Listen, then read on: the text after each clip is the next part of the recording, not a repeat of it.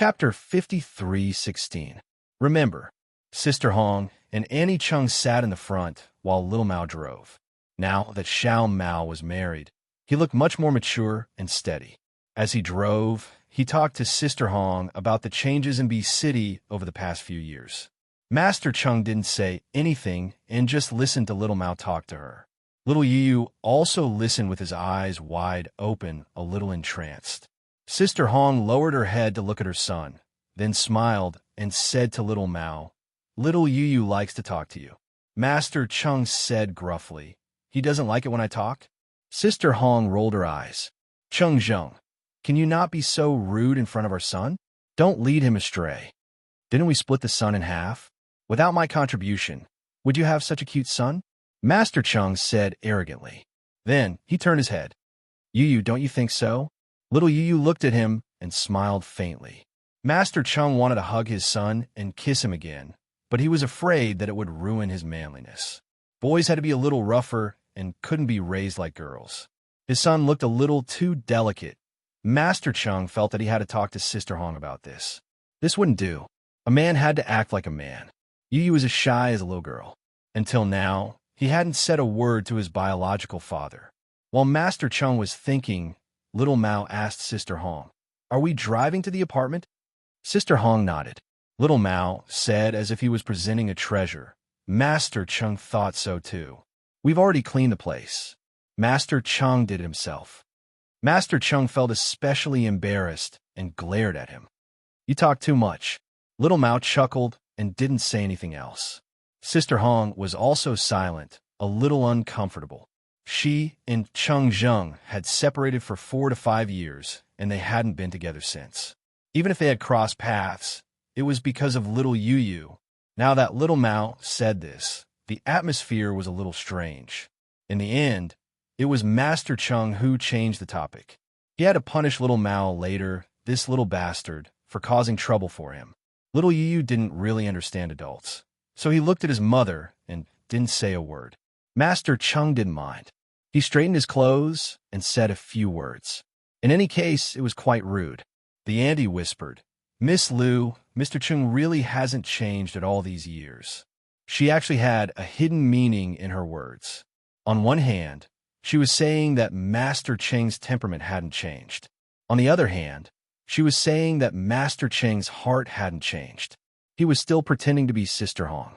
Sister Hong glanced at her and said faintly, "Yeah, you're still the same as before." Master Chung felt uncomfortable. Wasn't this saying that he was rude and uncultured? Master Chung coughed lightly. "How could it not change? I'm even more charming than before. I'm surrounded by a bunch of women who want to marry me." Sister Hong smiled and said, "Congratulations, Master Chung." Master Chung chuckled and rubbed his head. "Same to you. Didn't you also bring a pretty boy back? Is he your boyfriend?" Sister Hong was so angry that she didn't want to reply. Instead, the auntie whispered, "What boyfriend? He's Miss Liu's assistant. He's highly educated and handsome. He's only 24 years old. He's 1 year younger than Miss Liu. That's impossible." Master Chung looked interested. 1 year younger? Isn't that better? Don't many rich women like men younger than them? Sister Hong snorted. "Auntie said that you haven't changed at all. She's right." Chapter 53:17. Master Chung felt upset when he heard that. "That's not nice to hear. Liu Hong, you woman," he wanted to say something unpleasant, but Master Chung thought that they hadn't seen each other for a few years. It was meaningless to quarrel with each other as soon as they met, so he shut his mouth. The car finally arrived in front of the apartment where Sister Hong lived. The car stopped, and Sister Hong received a phone call. It was by Ainen. "You're here?" Sister Hong responded with a gentle voice. "Yes, I'm here. Let's contact each other later." She and Bai Ainen were also familiar with each other under the introduction of Su Mu. Bai Ainen had also been abroad for the past 2 years to raise a child. Bai Ainen and Qin Xian had 2 children, but they had been divorced for 2 years. The reason was unknown. When Sister Hong was abroad, Bai Ainen often took care of her. The doctor was also introduced by Bai Ainen, so their relationship was very good. Her words attracted Master Cheng's attention. Master Chung coughed lightly. "Who is it this time? Life abroad is very exciting. Stop being so weird. It's by Anan. Sister Hong said after hanging up the phone. She was a little dissatisfied with Master Chung. Couldn't he restrain himself in front of his son? What was with all those words? Master Chung touched his nose. He was a little upset. How'd you know this woman? She's so fierce.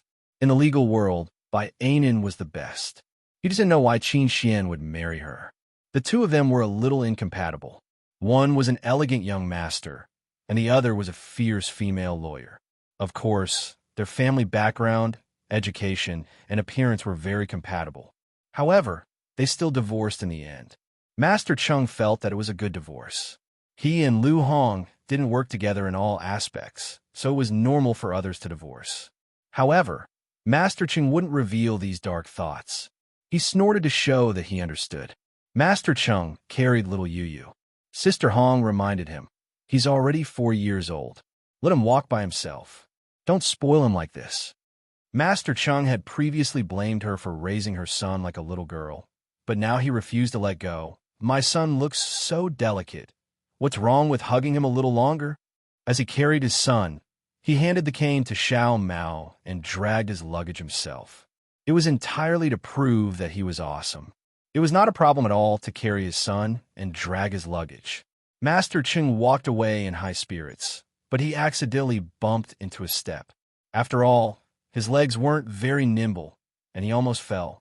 Luckily, Sister Hong noticed that something was wrong and helped him up. Master Chung was a little stunned. Then, he felt that he had lost face. He coughed lightly. It was an accident. Although he said that, he was still very concerned about it. Later on, he became much quieter. He was afraid that she would look down on him, afraid that his son would look down on his father. When they arrived at Sister Hong's apartment, Master Chung said that he had something to deal with and left. Xiao Mao also followed. As soon as the door closed, the auntie whispered, Mr. Cheng's leg doesn't seem to be fully recovered. Did he leave because he was concerned? Sister Hong nodded. He does care quite a bit. He's still very prideful. The auntie wanted to say something, but she didn't have the right to do so. She sighed.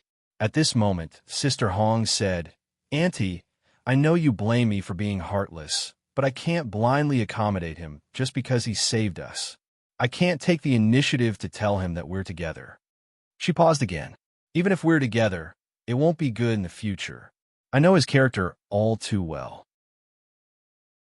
Chapter 53:18. Since Sister Hong said so, the auntie didn't say anything else. Marriage was between the two of them, and outsiders couldn't interfere. Sister Hong packed up her luggage. When she came out, she saw Yu Yu playing in the living room. She went over and pulled the little boy over. Do you like it here? A smile appeared on little Yu Yu's pretty little face. He nodded gently, looking especially cute. Sister Hong also smiled, but it was a little bitter. Yu Yu still didn't want to talk.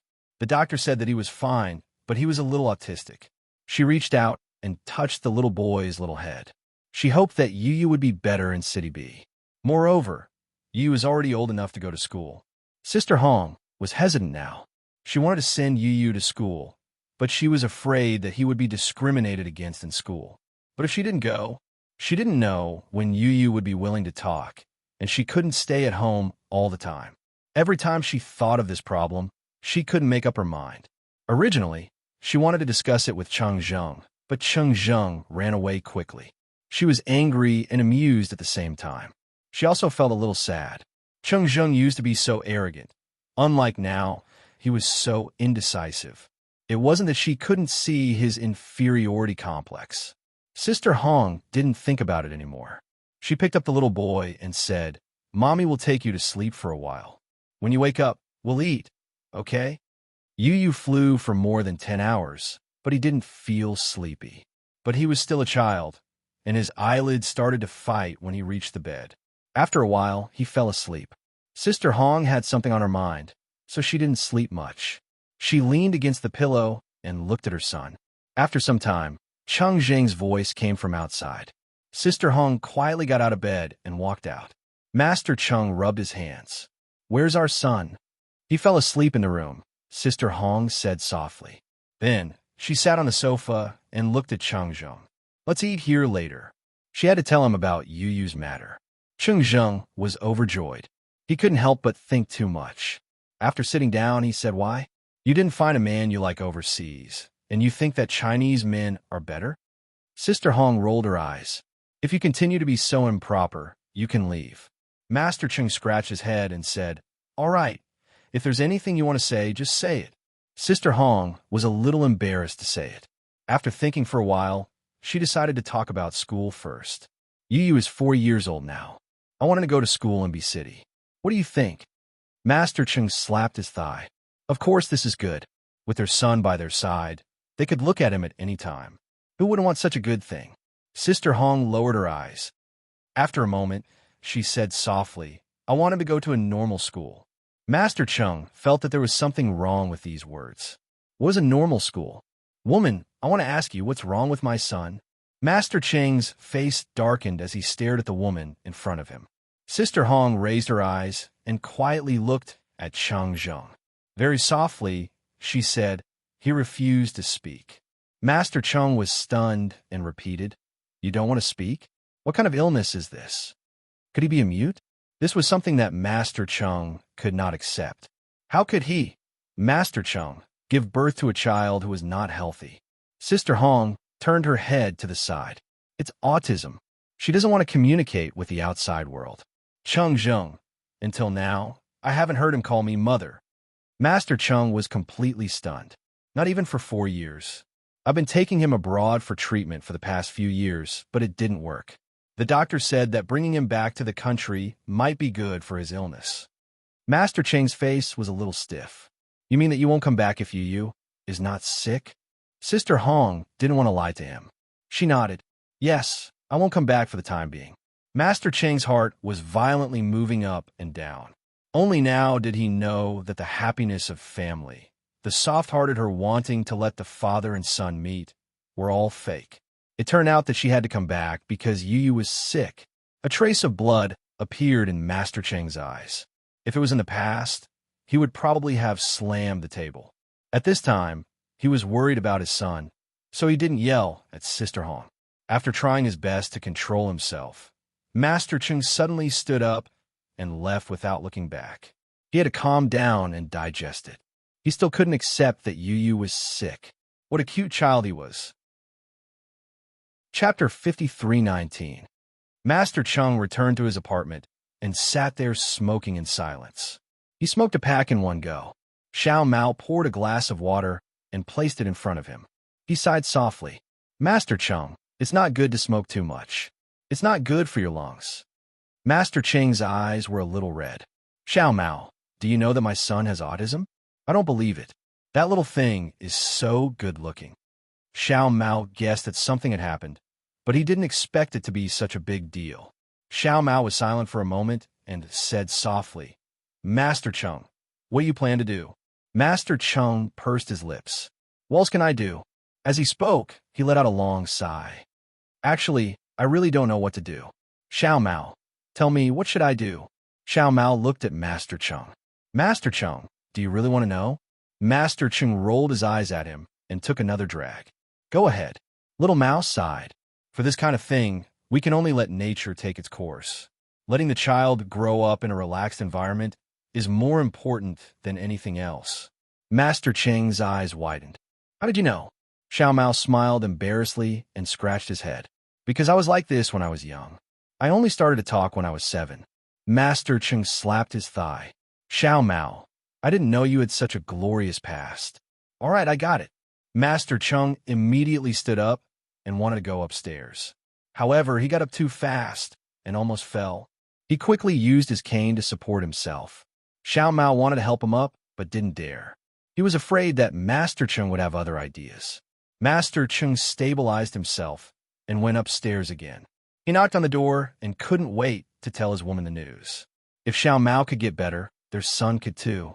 Xiao Mao said that he wanted to grow up in a relaxed environment. At most, he wouldn't yell at people in the future and win them over with virtue. His knocking naturally alarmed the auntie and Sister Hong. The auntie frowned. Who is it? Why are you shouting so loudly? Sister Hong and Yu were eating. Sister Hong smiled. Who else besides Chung Zheng? The auntie also smiled. Mr. Chung is very impatient. That's true, but he's also very manly. Sister Hong knew that ever since that incident, her aunt had been speaking up for Chang Zheng. She couldn't do anything about it, so she pretended not to hear it. The auntie opened the door. It was indeed Master Chung. Master Chung stuck his head out and swallowed the words that were about to come out of his mouth. He coughed lightly and said, "I'm eating." Sister Hong smiled. "That's right, I'm eating." Master Chung scratched his head. "Then I'll accompany the child to eat." He didn't do it for this woman. He did it to accompany his child. Didn't Xiao Mao say that children needed the company of adults? Sister Hong smiled and didn't object. On the other hand, the auntie acted as if a son-in-law had come to the house and was extremely attentive. Sister Hong didn't know what to do with her. Seeing Master Chung walk over, the auntie immediately pulled out a chair for him to sit down. She then scooped a bowl of rice for him and picked up some vegetables. Sister Hong was speechless and took another look at the auntie. The auntie was not afraid of her. Sister Hong continued to eat, but after a while, she raised her eyes and saw that little Yu Yu was staring straight at Master Chung. Master Chung ate with big mouthfuls and said with a smile, "Son, smash." Yu Yu's little face turned red and he lowered his head to eat. Master Chung smiled again and reached out to pat Yu Yu's little head. "This child really takes after me. He's handsome." Little Yu Yu's little face turned even redder and he buried his head even deeper. He actually minded it a little. He was afraid that his father would dislike him if he didn't say anything. Chapter 53:20. He was actually a little bothered by it. He was afraid that his father would dislike him if he didn't speak. However, Master Chung didn't seem to care at all. He was still smiling and served him food from time to time. Little Yu Yu would sneak a peek at Master Chung. However, when he was discovered, he would bury his head and refuse to look again. Perhaps he was shy. Master Chung was very happy. After dinner, he would carry his son to the sofa to play with the toys.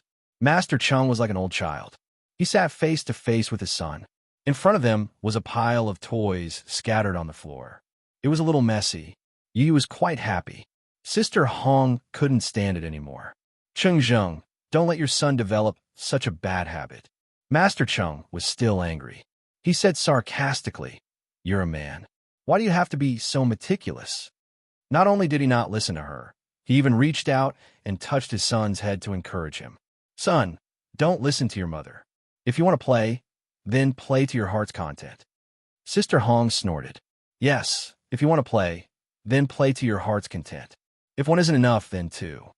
This was an adult topic. Little Yu didn't understand, so he looked at his mother eagerly. Master Cheng's old face turned red. He was annoyed. "Woman with the surname Liu, when did you say this? You must choose to say this when our son is around, right? You're just trying to destroy my perfect image in our son's heart." Sister Hong couldn't stop when she was facing him. She snorted. "Perfect image? Chung Zheng, how dare you say that?" She paused for a moment. "You gave it to yourself, right?" Master Chung sneered. "I'm not going to compete with a woman like you." He turned around and said to Yu Yu, "Son, ignore this woman. Let's play by ourselves. Daddy will clean up the mess for you." Little Yu Yu nodded. His little face was slightly red. Sister Hong was about to explode. Yu Yu was so obedient. How'd he learn to be bad? She wanted to say something, but the auntie came over and pulled her back. She said softly, "Look at how happy Yu Yu is. He hasn't smiled like this for a long time, right?" Sister Hong was speechless. Master Chung heard this and grinned. That's why there needs to be a male animal in this family. At first, Sister Hong was still a little touched, but at this moment, all of that disappeared. She rolled her eyes at him. Master Chung also ignored her. He was still angry in his heart, but this woman still dared to give him an expression. When he looked at little Yu Yu, it was completely different. His gaze was filled with love, as though he was looking at a treasure. As Sister Hong watched on, her eyes slowly turned red. Afraid of losing face, she went to the bedroom first. After she left, Master Chung muttered in a low voice, "This woman still wants to save face. I think there's an 80% chance that she misses me to death." Little Yu stared at him as he played with the building blocks, looking at him eagerly. Master Chung smiled and said, "Son, don't worry about your mother. Let's continue playing." Little Yu Yu did not speak. He lowered his head and was quite focused. As a young child, he seemed to be very talented in playing with Lego. In just a short while, he was able to do it well. Master Chung rubbed his nose. He had no choice but to admit that this brat should be like his mother in this aspect. Master Chung, didn't seem to be very good in this aspect. He played with the little fellow and praised him from time to time. The scene was exaggerated and mushy. Little Yu Yu felt a little embarrassed and looked at his father silently. Master Chung had mixed feelings in his heart. Fortunately, this child could hear. There was something wrong with him. If he played with him more, perhaps it would be like what Little Mouse said. He would slowly become willing to talk. After playing for a long time, little Yu Yu was tired. He lay on the sofa and fell asleep. Chapter 53:21. Master Chung carried the little guy into the bedroom. He didn't have a cane, so his limp was obvious. The auntie came over. "Let me do it." "No need. He's so light, like a kitten," Master Chung said indifferently. However, his leg really couldn't take the little guy who weighed dozens of kilograms. It was a little embarrassing, but Master Chung was a person who cared about his reputation. He tried his best to walk, but he looked even more embarrassed. The auntie felt sad. Mr. Chung used to be so high-spirited. She had to tell Miss Liu that she had to treat Mr. Chung better. They couldn't be husband and wife, but Mr. Chung exchanged his leg for their lives. On the other side, Chung Zheng carried little Yu Yu into the bedroom and watched quietly. At this time, he seemed to have time to look at the little guy. Thin eyebrows, straight nose, and small mouth. He was so beautiful. Master Chung felt like a loving father in his heart. This kind of feeling couldn't be felt unless he was a father. After a long time, he walked out and came to Sister Hong's bedroom. Sister Hong was changing her clothes. When she saw him coming, she rolled her eyes. "Why did you come in?" Master Cheng's eyes were spitting fire. "Lu Hong, you woman. The child is already like this. Why are you still so fussy? Are you crazy?" Sister Hong suddenly felt wronged. "My son is mine. It has nothing to do with you. Without me, how could you have a son?" Master Chung was furious. Sister Hong slowly adjusted her clothes. "You only created this child, but Yu Yu was brought up by yourself until he was 4 years old. Do you know how many times I went to the hospital? Do you know how I spend my days, every day?" Master Chung sneered. "Do you think I wanted to? Do you want to die staying in the country? The moon abroad is round, isn't it?" Sister Hong felt helpless. It happened again. They always quarreled when they were together. She sighed. "Chung Zheng, I don't want to quarrel with you. Please don't start a fight, okay? I start a fight." Master Chung sneered. "I know you don't like me. You think I'm old-fashioned and uncultured, but I can recite 300 Tang poems in the past few years. Damn, don't look down on me." Sister Hong was both angry and amused. In the end, she turned around and didn't know what to say.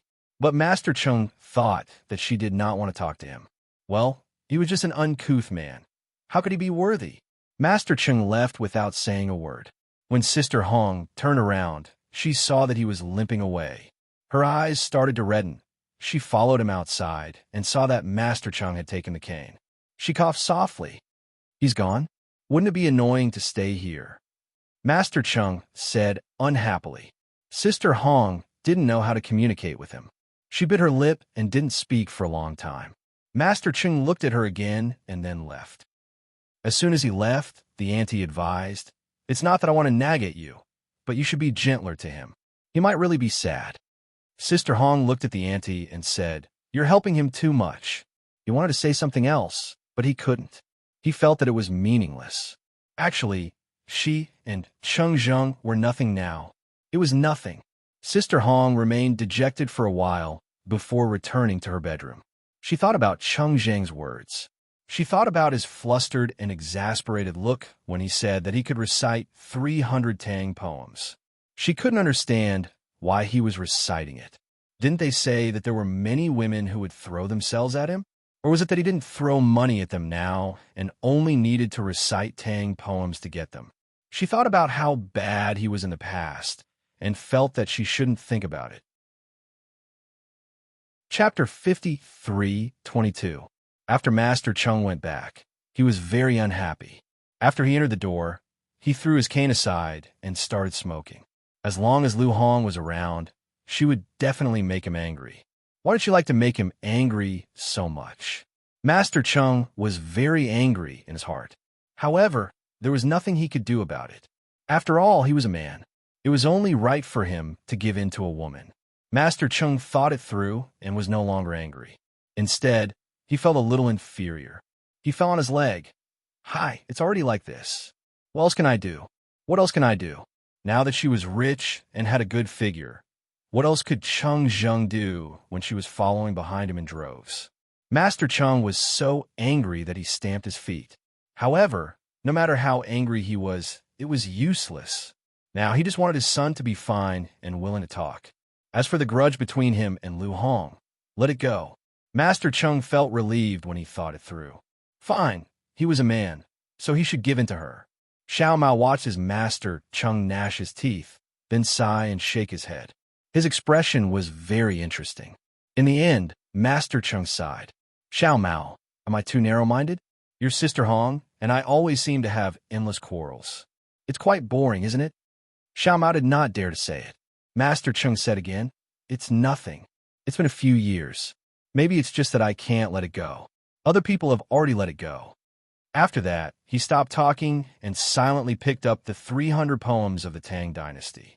This was still useful to learn. He would read it to his son. At least he still had a son who could prove that the woman had once belonged to him so passionately. Thinking of this, Master Chung gritted his teeth again. In the past few years, he had lived like a monk. That woman probably did not think of him even once. Xiao Mao understood in his heart that Master Chung still couldn't let it go. If he could not let it go, he would chase after her. He could see that Sister Hong did not look like she had a man. Moreover, letting Master Chung go to her house was enough to prove that their relationship was the same as before. However, Xiao Mao did not dare to come up with any ideas. In fact, he also felt sorry for Master Chung. Master Chung was a very loyal person. Although he had a temper, he wasn't a bad person. In the past, he was so awe-inspiring. Now that there was a small problem with his leg, he was much gentler. He wasn't as high-spirited as he used to be. Xiao Mao said in a low voice, Master Chung, how about this? Let's just wait and see if Hong Jia will change her mind. Master Chung glared at him. Spin my ass. Do I look like I lack women? I'm telling you, Xiao Mao, I'm not interested in this woman at all. Do you hear me? I'll find you a new sister-in-law tomorrow. Xiao Mao opened his mouth wide and stared at Master Chung. Master Chung didn't notice the person at the door and continued, I didn't like her a long time ago. She's old, probably in her 30s. If you take a closer look, she'll probably have a lot of crow's feet. Xiao Mao, let me tell you, don't judge a woman by her appearance. You can't take a closer look at her. If you take a closer look, especially when she removes her makeup at night, you'll be scared to death. Little Mao's smile did not lose any of his dignity, and his gaze was a secret signal. Master Chung was talking excitedly, so how could he see it? He continued, You'll know when your wife is old. You'll have to find a wife who's much younger than you. Xiao Mao couldn't help but look at the door. Sister Hong. Sister Hong came over with a coat in her hand. Chung Zheng, you left at my place. Master Chung was dumbstruck, and he was at a loss of what to do. Chapter 53:23. Sister Hong came in, threw her coat on the sofa, and smiled faintly. I'm old, a few years older than you, but I don't think I'm fawning on you. Master Chung, you're young and vigorous. I won't hold you up. If you want to find a girl, go find one. After saying that, she was about to leave, which made Master Chung anxious. I just said a few irrelevant words. Do you have to be like this? Sister Hong snorted. Of course. She gritted her teeth. Chung Zheng, don't you know what kind of dog you are? You're still like this at a time like this. She was quite angry, but she couldn't show it because it was really meaningless. So she turned around and left, which made Master Chung so anxious that he almost swore to the heavens. Don't go. Master Cheng's heart was trembling, and he didn't care whether Xiao Mao was there or not. He jumped over and hugged her from behind. Sister Hong's voice was fierce. Let go. Master Chung was like a big dog. I won't let go. I won't let go. Sister Hong's voice was cold. You won't let go, right? Chung Zheng, can't you be more mature?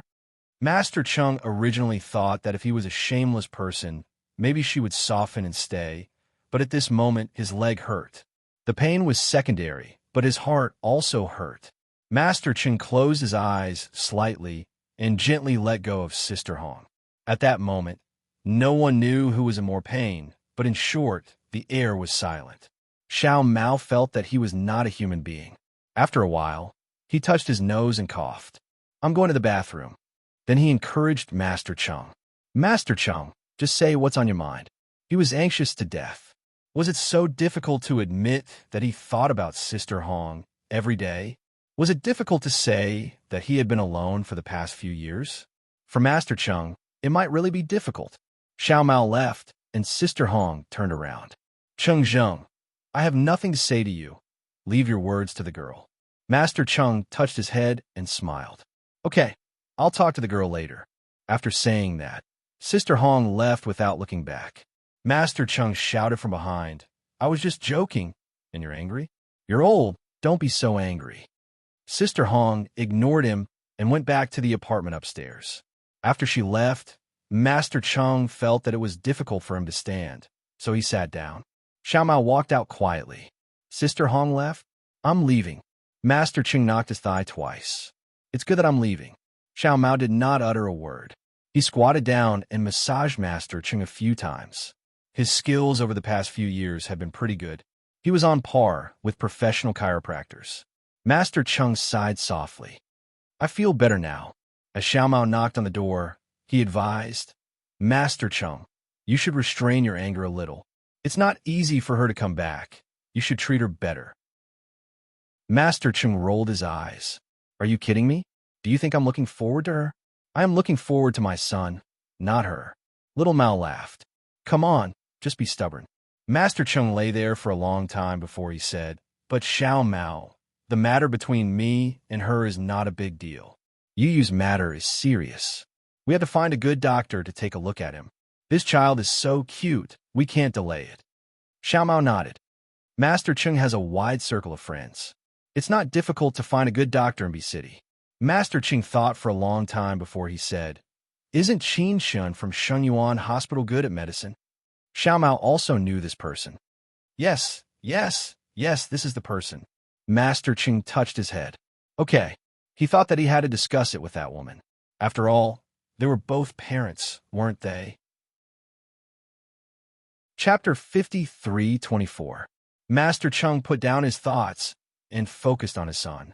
After getting someone to contact Qin Shun, they replied that Miss Liu had already contacted him. Master Chung was puzzled at home. How did this woman get in touch with Dr. Qin? Xiao Mao thought for a moment and suddenly remembered. I remember now. Sister Hong and Sumu are good friends, right? Bai Anan is from the Yi family, and Bai Anan is married to Qin Xian. Just thinking about it, it's easy to get in touch with them. Master Qing nodded. Yes, that's true. Xiao Mao leaned over again. I heard that Dr. Qin was very handsome when he was young. Now that he's older, he's a very elegant woman. Master Qing dug his ears. Xiao Mao, did I hear wrong? Elegant and handsome. Is he a man or a woman? Xiao Mao exclaimed, it's a woman. But no one could tell that she was a woman when she was young. All the nurses in Shenyuan Hospital liked her.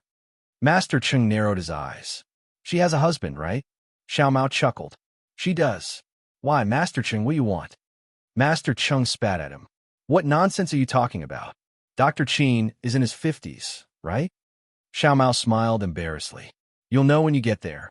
When Master Chung saw her later, he was really shocked. She didn't look like a man at all. At this moment, after talking to Xiao Mao, he went upstairs to see Sister Hong. He wanted to discuss with her about going to the hospital. Coincidentally, Sister Hong was going out with Xiao Yuyu. Where are we going? Master Chung asked in a daze.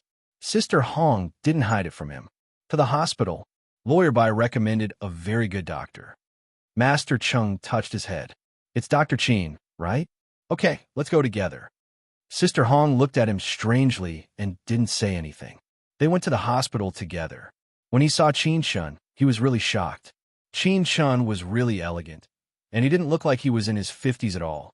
Instead, he looked like he was in his 30s, about the same age as Sister Hong.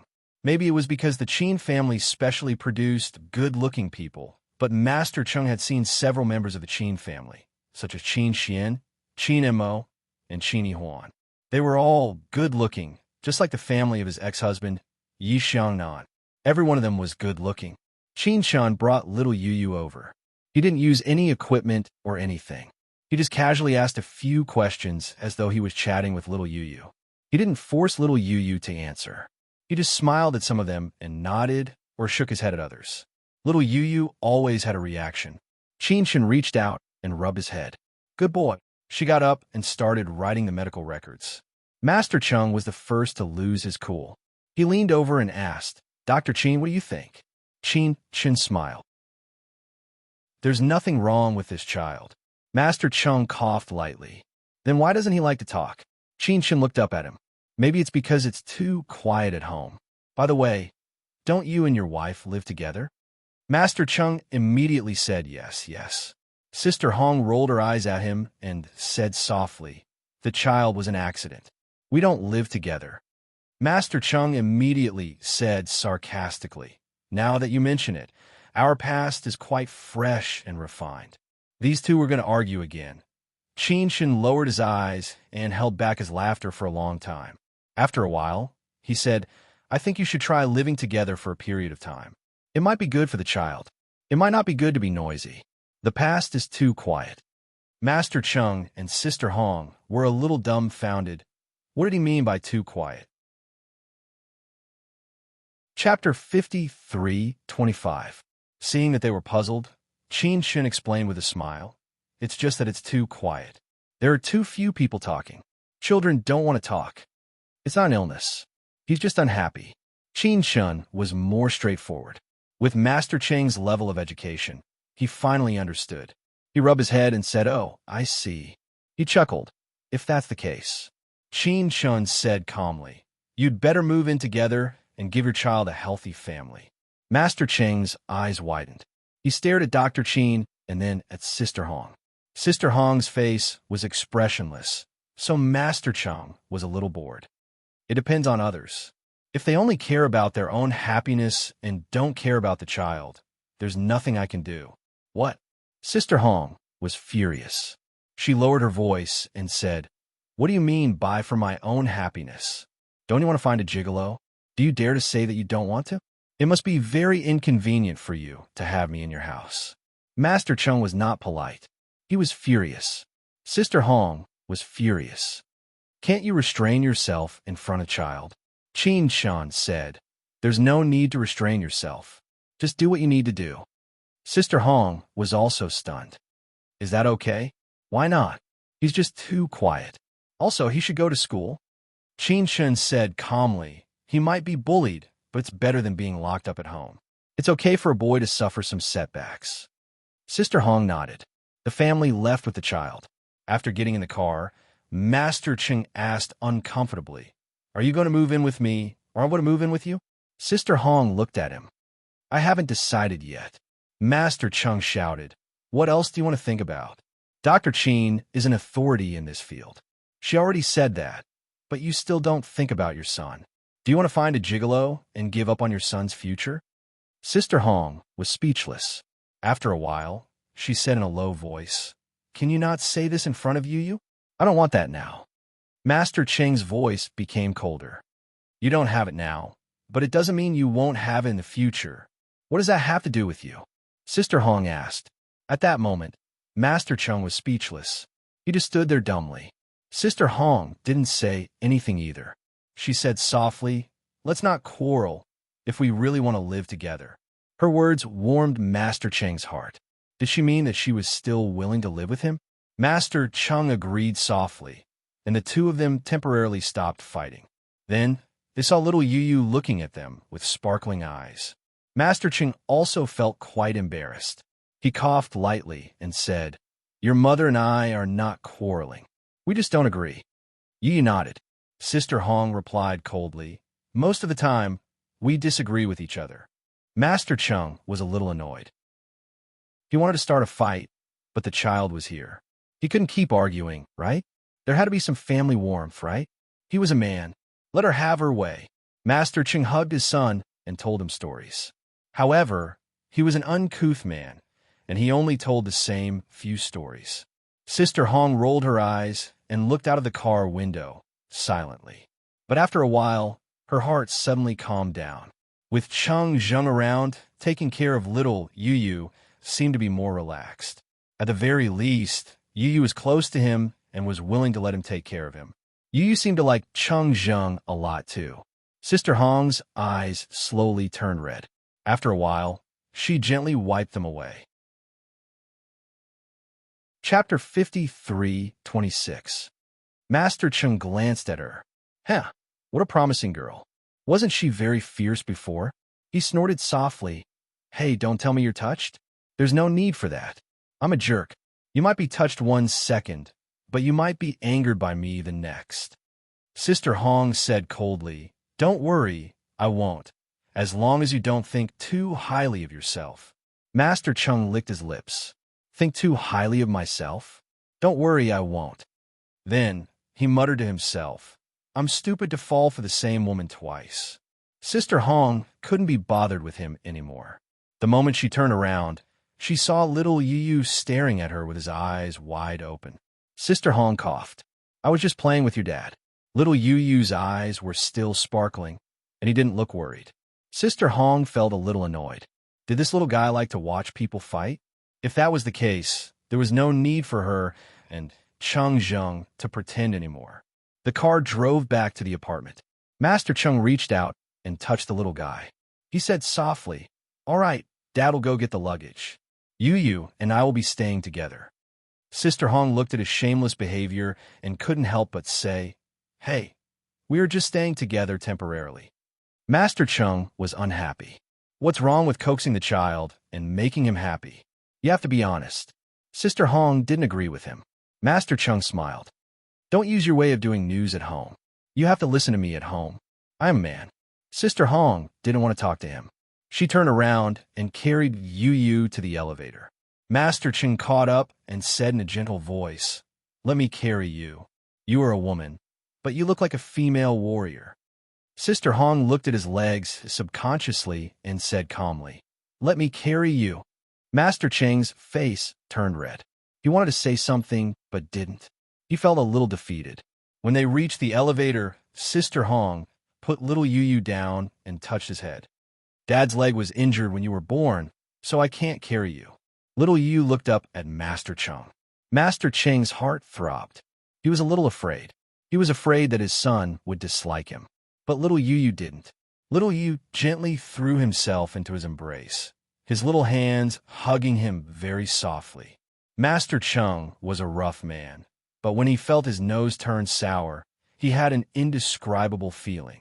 In the end, he said in a low and hoarse voice, Daddy is fine. Daddy promises that it will get better in the future. In fact, it was usually only a little. As long as it was not strenuous, it would be fine. However, he always regretted it. She was always afraid that her son would feel embarrassed. However, when this little fellow expressed that he didn't mind at all, Master Cheng admitted that he was also cured. He hugged and kissed Yu Yu. It was quiet in the elevator. No one spoke. Beside him, Xiao Mao felt like crying. He was so touched.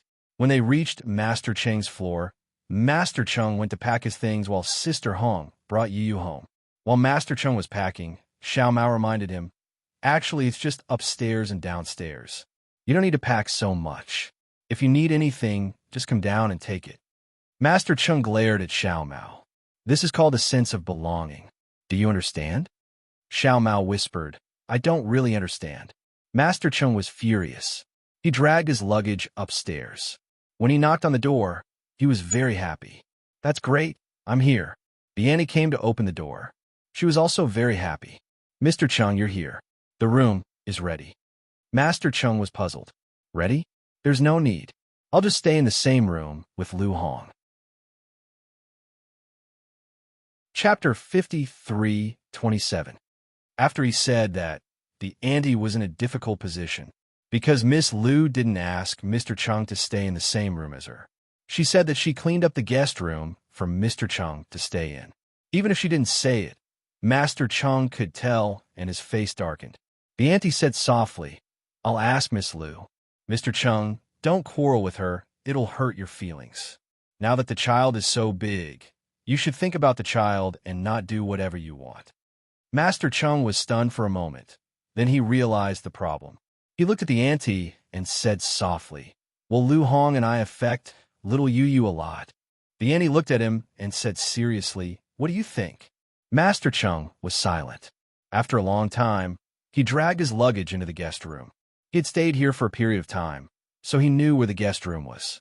At this moment, Sister Hong walked out and saw him enter the guest room and look at the auntie. The auntie smiled and said, "Mr. Chung is very easy to talk to." Sister Hong smiled. She didn't want to quarrel with Chung Zheng. As for whether he stayed here or not, she didn't care. The main thing was that Yu liked him. Master Chung cleaned up the guest room and sat on the edge of the bed.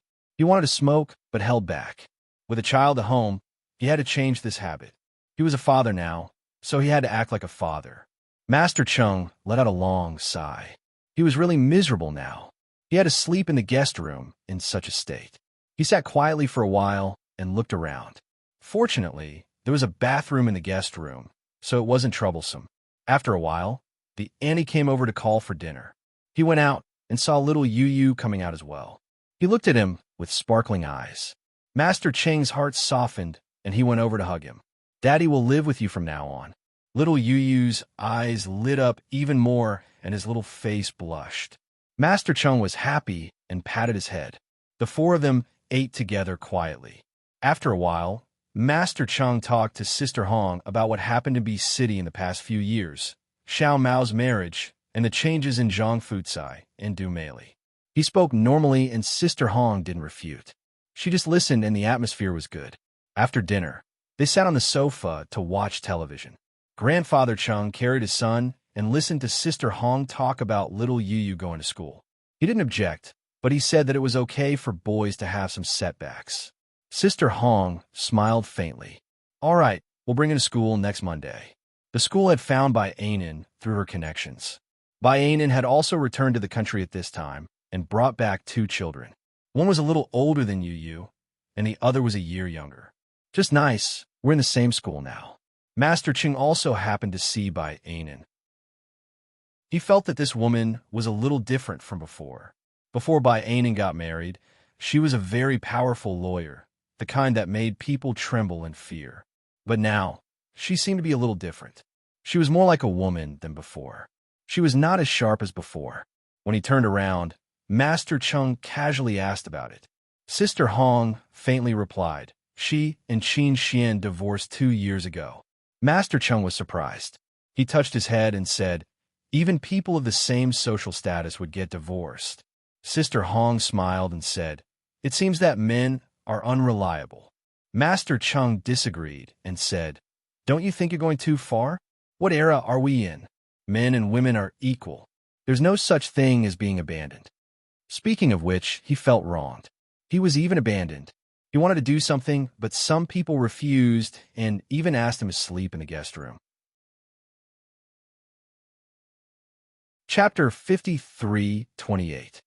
Master Chung didn't say anything. He just sat in the car and didn't say anything. Sister Hong didn't say anything either. She hugged little Yu and asked, "Do you like school?" Little Yu nodded obediently. Sister Hong smiled bitterly. After bringing little Yu home, Master Chung played with little Yu while Sister Hong asked Bai Anan out for tea. Half an hour later, the 2 women sat in a cafe. Sister Hong took a sip of coffee and looked up at the woman in front of her. Bai Anan seemed a lot more mature than before and wasn't as sharp as before. Perhaps it had something to do with her semi-retirement from the legal profession. She had been living abroad for the past 2 years to take care of her child, so she had become a lot more gentle. Sister Hong asked softly, "Are you really not going to have anything to do with Qin Xian?" Bai Anan smiled and said, "We might not be the same kind of people." She looked up and sighed. "I ask for a lot, but he never gives." Sister Hong smiled too. "You already have 2 children." Bai Anan glanced at her. "That's not what I meant." Sister Hong smiled again. "Then what are your plans?" Bai Anan thought for a moment. "I don't think so. I quite enjoy my current life. Maybe I'll find a boyfriend. She didn't really love Qin Xian, but she knew that he didn't want to love her. They lived together, and it was normal. She couldn't tell what was bad or good about it. But after a long time, Bai Anan knew that she couldn't give Qin Xian happiness. Perhaps she was a little stubborn, so they divorced. Qin Xian was a little confused at the time. After hearing her reason for divorce, he only thought for a minute and agreed. And he didn't want the child. Bai Anan thought that he was young, handsome, and rich. He didn't need a child to hold him back. Over the past 2 years, it wasn't like he didn't have any female friends by his side. There were quite a few of them that came and went. She had heard about them from Yihuan, but they weren't too high profile.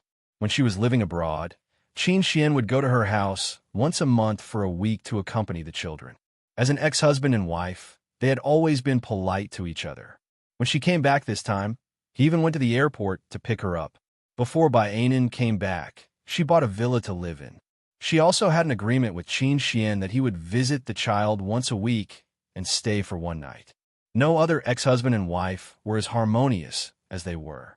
Bai Anan had even met his girlfriend abroad once and had a cup of coffee together. She was young and pretty. She seemed to love Qin Xian very much. Bai Anan didn't feel too much about it. She had loved Qin Xian before, but after living with him for a long time, she knew that they weren't suitable for each other. So, before the divorce, she had sorted out her feelings and prepared herself. After the divorce, he would always find another woman, and she was not a little girl anymore, so there was no need to be angry. After chatting with Sister Hong, she drove back to her villa. As soon as the car stopped, Annie Chong came over and whispered, "Mr. Qin is here. He's accompanying the young master and young miss." Bai Anan nodded and said that she understood. Then she walked upstairs. In the spring day, she wore a little daisy wool dress. Her long brown hair was loose, fresh, and soft. In the living room on the second floor, Qin Xian was accompanying the children. He leaned against the sofa, holding a book in his hand. The 2 children were nestled in his arms, one on each side, listening to him read. Qin Xian's appearance was very good, and he had inherited the advantages of the Qin family. At this moment, he looked very lazy, like a family man. But Bai Anan knew that he wasn't. He was a good father once a week. Other than that, young Master Qin was very popular with women. Chapter 53:29. Bai Anan looked at him and said, "You're here." Qin Xian smiled and continued to read to the children. The 2 children got along very well with him, and they were very young and didn't have the concept of divorce. In addition, he came to see them regularly. Bai Anan pursed her lips and said, "I'm going to change." She went into the cloakroom and changed out of her clothes absent-mindedly. She put on a set of home clothes. When she walked out, he was already talking on the phone in front of the floor-to-ceiling window. Judging from her posture and gentle voice, it must be his recent girlfriend. She was a sweetheart with a good temper and was very obedient to him. Bai Anan thought about it absent-mindedly and then smiled. When Qin Xian turned his head, he happened to see her smile. In the past 2 years, she had been very different from before. She was very domestic and didn't seem to take on any more cases. Even her style of dressing had changed a lot. She was no longer wearing the clothes of a strong woman, but very feminine and soft. She was very calm during the divorce. After the divorce, they didn't fight and had always been polite. Although he still didn't understand why she wanted a divorce, when she said that she was unhappy, he let go and didn't force her. In the past 2 years, he had a girlfriend, but she had always been alone. He didn't see anyone around her. Qin Xian came back to his senses and frowned slightly, feeling that he was paying too much attention to her. Bai Anan was with the children. They had 2 children, a boy and a girl, Qin Shi and Qin Yu. Bai Anan said that it was the legend of Qin. He also felt that the name was quite easy to remember, so he didn't object. At this time, when she took over from him to read to the 2 children, Qin Shi listened carefully. Qin Yu was too young and climbed up and down on her mother's legs, but Bai Anan didn't seem to care. Qin Xian always felt that she was too lazy now. Looking at her now, it was hard to imagine what she was like when she was a strong woman. He sat opposite her and took out his phone to deal with some work. As for his girlfriend, she didn't ask, and he didn't say. He couldn't say what their current way of getting along was. She probably didn't have much of a relationship with him and didn't seem to care much about his private life. With such a sensible ex-wife, a good relationship, 2 lovely children, and an obedient and lovely girlfriend, Qin Xian felt that he should be satisfied, but he just couldn't seem to be happy. Bai Anan looked up. "What's the matter?" Qin Xian smiled faintly. "Nothing." Bai Anan did not ask any more questions. Her mind was completely focused on the 2 children. If he had not known that she had liked him before, he would have suspected that they had been husband and wife.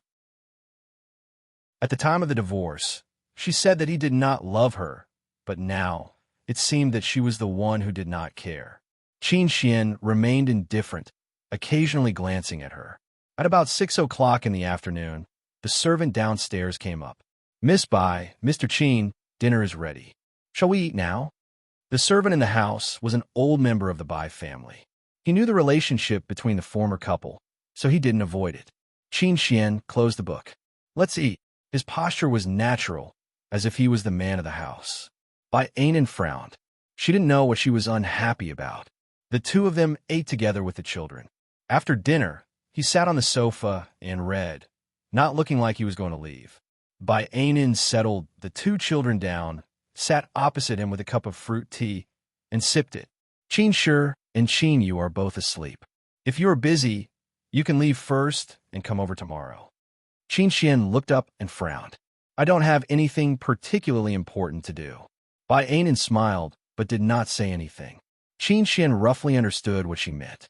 "You don't have to accompany your girlfriend every day." She nodded. "That's good." After saying that, she got up, said good night, and returned to her bedroom. Qin Xian did not move. He was still sitting on the sofa, scrolling through his phone and reading the news. He was used to going to bed at 12 o'clock at night. It was only 9 o'clock now. At 11 o'clock, he put away his phone and was about to go to the guest room. Bai Anan came out of the bedroom and seemed to want to pour a glass of water. When their eyes met, he was a little stunned. She was wearing a white bathrobe. He remembered that for 2 or 3 years after their marriage, she had always liked to wear black. Because he liked it. Was it because of the divorce that she changed back to white? She had clearly been used to the touch and color. Chapter 53:30. Qin Xian looked at her quietly. Bai Anan looked down at her clothes and smiled. "What's wrong?" Qin Xian looked away and smiled. "It's nothing. The bathrobe is not bad." Bai Anan went to pour water and said casually, "It's just an ordinary bathrobe. It's not a big deal." Qin Xian could tell that she was a little unhappy. He thought about it and agreed. They were no longer husband and wife. There was no need to discuss this topic anymore. It seemed a little too intimate.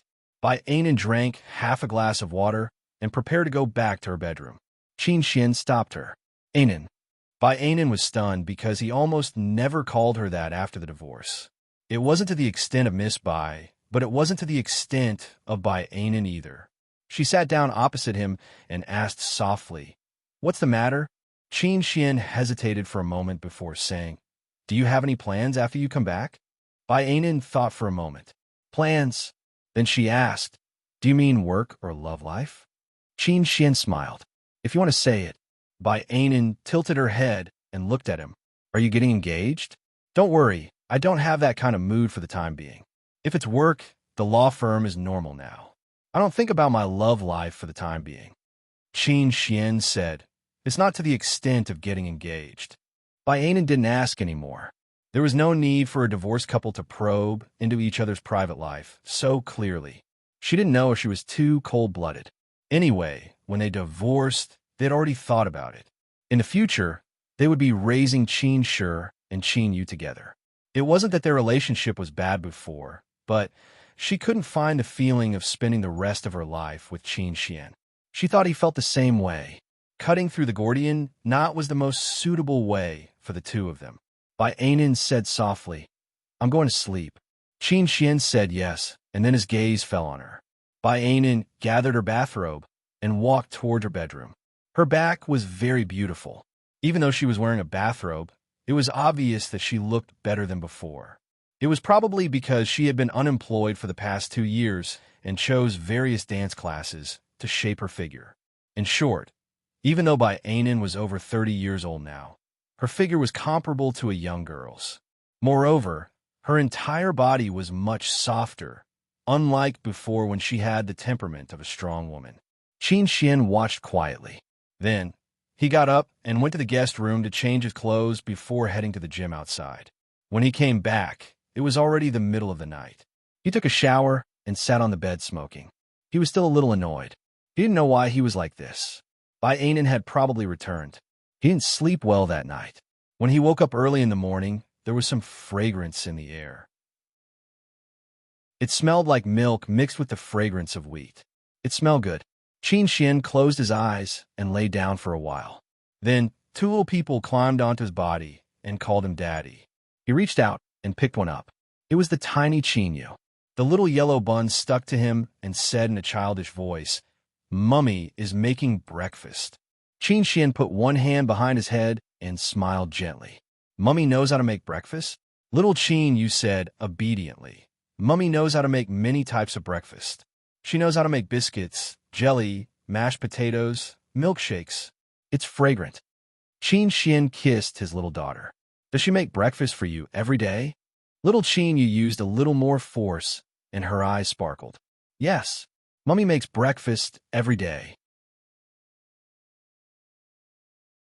Chapter 53:31. Qin Xian was a little surprised. When he lived with Bai Ainen, she was a very strong woman. She didn't go to the kitchen many times, let alone make breakfast. But now, it was obvious that she could make food that even the children liked. Had she been busy with this for the past 2 years? Qin Xian was a little lost in his thoughts. Little Qin Yu shook his arm. "Daddy, Daddy." Qin Xian came back to his senses and smiled. "What's wrong, baby?" Little Qin Yu said childishly. "I heard that his daddy likes his mommy a lot." "Daddy, do you like mommy?" Qin Xian was surprised that his daughter would ask that and didn't know how to answer. After a while, he said, "Daddy and mommy aren't husband and wife anymore." Little Qin Yu said strangely, "But Cheng Yu's daddy and mommy aren't husband and wife either." Qin Xian was even more confused than she was. How did she know all this? Qin Xian thought for a while before saying slowly, "How about this? Cheng Yu's daddy and mommy aren't together yet, and your mommy and I." Before he could finish, little Qin Yu's face scrunched up, looking like she was about to cry. Qin Xian was speechless for a moment. After a while, he coaxed her softly. "Why are you crying?" Little Qin Yu climbed down from his body and cried. She looked especially cute as she went to find her mommy. Qin sure shrugged. That's how little girls are. Qin Xian's heart ached for his daughter. He lifted the blanket and got out of bed to chase after her. When he reached the living room door, he saw Bai Ainen carrying little Qinyu and gently wiping her tears. Little Qinyu was still very sad, lying on her shoulder and sobbing. As their father, Qin Xian felt a little upset. The two children seemed to be on good terms with him, but they weren't close. On the other hand, they were very close to Bai Ainen. It was probably because they were always by her side. However, a voice told him that it wasn't like that. It was not only because the child had grown up by her side, but also because Bai Ainen did not have other members of the opposite sex by her side, while he did. Naturally, the child would want to be closer to the person who did not have a member of the opposite sex by his side. That way, he would feel safer. He watched quietly. At his feet, a tiny Qin Shi had appeared out of nowhere. Qin Shi sighed. Actually, there are a lot of people who like Mom. Qin Xian raised his eyebrows. Really? He knew that Bai Ainen was good-looking and had a good figure. No one knew her better than him, her ex-husband. It wasn't strange for a man to like her, and it wouldn't be an obstacle just because she had 2 children. It was because Bai Ainen had money and time. Qin Xian thought and inadvertently looked up at his ex-wife. She was coaxing little Qinyu, who was lying on her shoulder and sobbing. Bai Ainen smiled. "All right, Daddy didn't do it on purpose. Can you forgive him?" Qinyu remained silent, throwing a tantrum. Bai Ainen was amused and annoyed at the same time. She carried Qinyu over and looked at Qin Xian reproachfully. "Why did you make her so angry?" Although Qinyu was young, she had always had a good temper. Qin Xian looked at Bai Ainen deeply. He realized that she only had Qin Shi and Qinyu in her heart. He was like a tool. Because he was her ex-husband and the father of the child, she had to deal with him. Qin Xian carried little Qin Yu over, but the little girl didn't want him to carry her. She clung to her mother and refused to get down. Bai Anan said calmly, "Coax her. I'll change my clothes. We'll have breakfast together later." After saying that, she returned to the master bedroom. She had only taken 2 steps when her wrist was grabbed by Qin Xian. His voice was slightly hoarse. And then Bai Anan tilted her head. "Are you in a hurry today?" He shook his head. "No, I can leave at 5 in the afternoon." She knew that he was meeting his girlfriend for dinner, so she nodded. Okay. She went to change her clothes and answer a phone call. When she came out, she said to Qin Xian, "I'm going out in a while. Is it okay for you to take care of Qin Shi and Qin Yu for a day?" As she said that, she fastened her belt. Qin Xian looked over naturally. She had given birth to 2 children, but her waist was even slimmer than before. Perhaps it was because she paid attention to her physical training. In the past 2 years, she had not only taken care of the children, but she had also planned for herself. Now, she looked very beautiful and soft. Qin Xian smiled faintly. Of course, no problem. Bai Anan thanked him and went back to spray perfume. She took her bag and changed into high heels, preparing to go out. She tidied up a little. It was really not bad. Once she left, there was a fragrance on her body. Qin Xian had not brushed his teeth yet. He was still carrying the baby in his arms. Right now, he looked more like a housewife. However, young Master Qin's temperament was very good. Even so, it did not affect his beauty. Bai Anan left quickly. Qin Yu's big eyes were still filled with tears. When the door closed, she glared at Qin Xian and said angrily, "I don't like Daddy." Qin Xian pinched her little face. "Why don't you like me?" Qin Yu huffed. "Because Mummy doesn't like you anymore." Qin Xian had a headache. This child knew too much too early. He carried little Qin Yu to the dining room and placed little Qin Shi on a little chair. "Take care of little sister. Daddy is going to brush his teeth. We'll have breakfast together later." Qin Yu still did not want to talk to him. In little Qin Yu's world, it was always the boys who were in the wrong. Qin Shi's brother had always given in to her, but she felt that her daddy wouldn't give in to her mummy. Daddy had a girlfriend, and Mummy didn't have a boyfriend. Mummy was at a disadvantage. During breakfast, Qin Yu stared at Qin Xian. "What's wrong?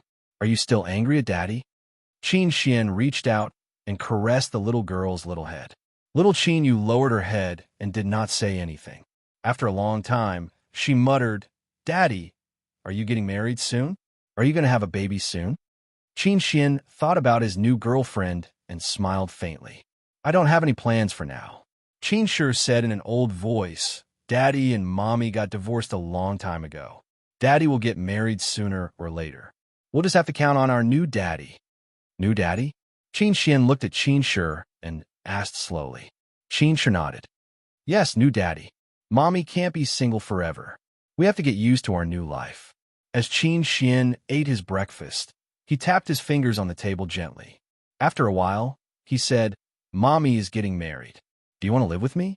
He asked, but the 2 children did not say anything. Thus, Qin Xian knew that they were unwilling. He sighed in his heart. It would be a lie to say that he was not disappointed. Perhaps the 2 children were really not that close to him. After breakfast, he cleaned up and accompanied them for a while. Later, Qin Yu went to bed. Qin Shi had always been busy with his own things, so he went to the balcony to smoke alone. After smoking for a long time, he only gave up when his mouth was a little bitter. He crumpled the cigarette box into a ball. Actually, he and Bai Anan had been separated for a long time. 2 years could forget a lot of things. He did not know why she wanted a divorce back then. He only knew that he was a little surprised when she brought it up, but he still let her be. He thought that he would let her be, but now that he thought about it, perhaps he was helping himself. Bai Anan raised 2 children alone. She had not had a relationship for the past few years. Although his own life was not very exciting, he had dated 2 or 3 women. It was just that he had not decided on a partner yet. So, he had always been indifferent. Qin Xian held onto the railing and looked into the distance quietly. He was a little lost. He had actually forgotten how he felt about liking Bai Anan. So what if they broke up? He had a girlfriend, and he was used to seeing his children once a week. He did not lack women, children, or career. He was actually the winner in life. But Qin sure said that his mother would eventually remarry. That was when he suddenly realized Bai Ainin was not his anymore. If he could find a girlfriend after their divorce, she could also find someone else. There was no such thing as a good thing in the world. If he remarried, his ex-wife would still be guarding that marriage and their children. If she remarried, then Qin sure, and Qin you might have to call someone else daddy. Just thinking about it, Qin Xian could not accept it. This was probably the illness of a rich young master. But he also knew that he could not stop Bai Ainin. Bai Ainin's background was better than his. Qin Xian thought about all sorts of things as he took care of the children. At noon, he did not cook. He asked his secretary to send food over. Qin sure was delicious, but Qin Yu kept saying that it was not as good as her mother's cooking. Qin Xian felt that Qin Yu was a little too pampered and could not leave her mother. But if that was the case, how was Bai Ainin going to get a boyfriend? It would probably be difficult for her to remarry in the future, right? Just as he thought about it, the pampered little princess said, Grandma Chen's cooking was also good in the past. Qin Xian looked at her. Qin Yu said softly, Mommy learned from her. Grandma Chen usually does it. In a few days, Grandma Chen will come and take care of us. She climbed onto Qin Xian's body and said in an even softer voice, Is Mommy going to find a boyfriend? Qin Xian did not know how to answer her. Qin Yu sighed and did not say anything. She looked like she was quite sad. Qin Xian was a little distracted. He looked at the time, and it was already 3 in the afternoon. He called Bai Ainin. After the phone rang 4 or 5 times, she picked up Qin Xian. Her voice was soft, just like a certain time in the past. Only then would she be so soft. Qin Xian's Adam's apple bobbed up and down uncontrollably. Then, he said softly, Where are you? On the other side, Bai Ainin flipped her hair. I'm drinking coffee with Lu Hong. I'll be back in a while. Qin Xian suddenly said, No need. I'll bring the kids over. Let's have a family meal together. Bai Ainin frowned. Qin Xian, don't you have something to do at 5? I'll cancel it, he said decisively. Bai Ainin was silent for a moment before saying softly, There's no need. He was unhappy because of her attitude. His voice was low and hoarse. Bai Ainin, it's just a family meal. What are you afraid of? Are you afraid that I'll chase after you again? No. Her voice became even more indifferent. Then, she told him the address. Qin Xian hung up the phone and sent a WeChat message to his little girlfriend. Then, he packed up and went out with the 2 kids. He drove an Aurora with 2 child seats in the back seat. Every time he met children, he would drive this car.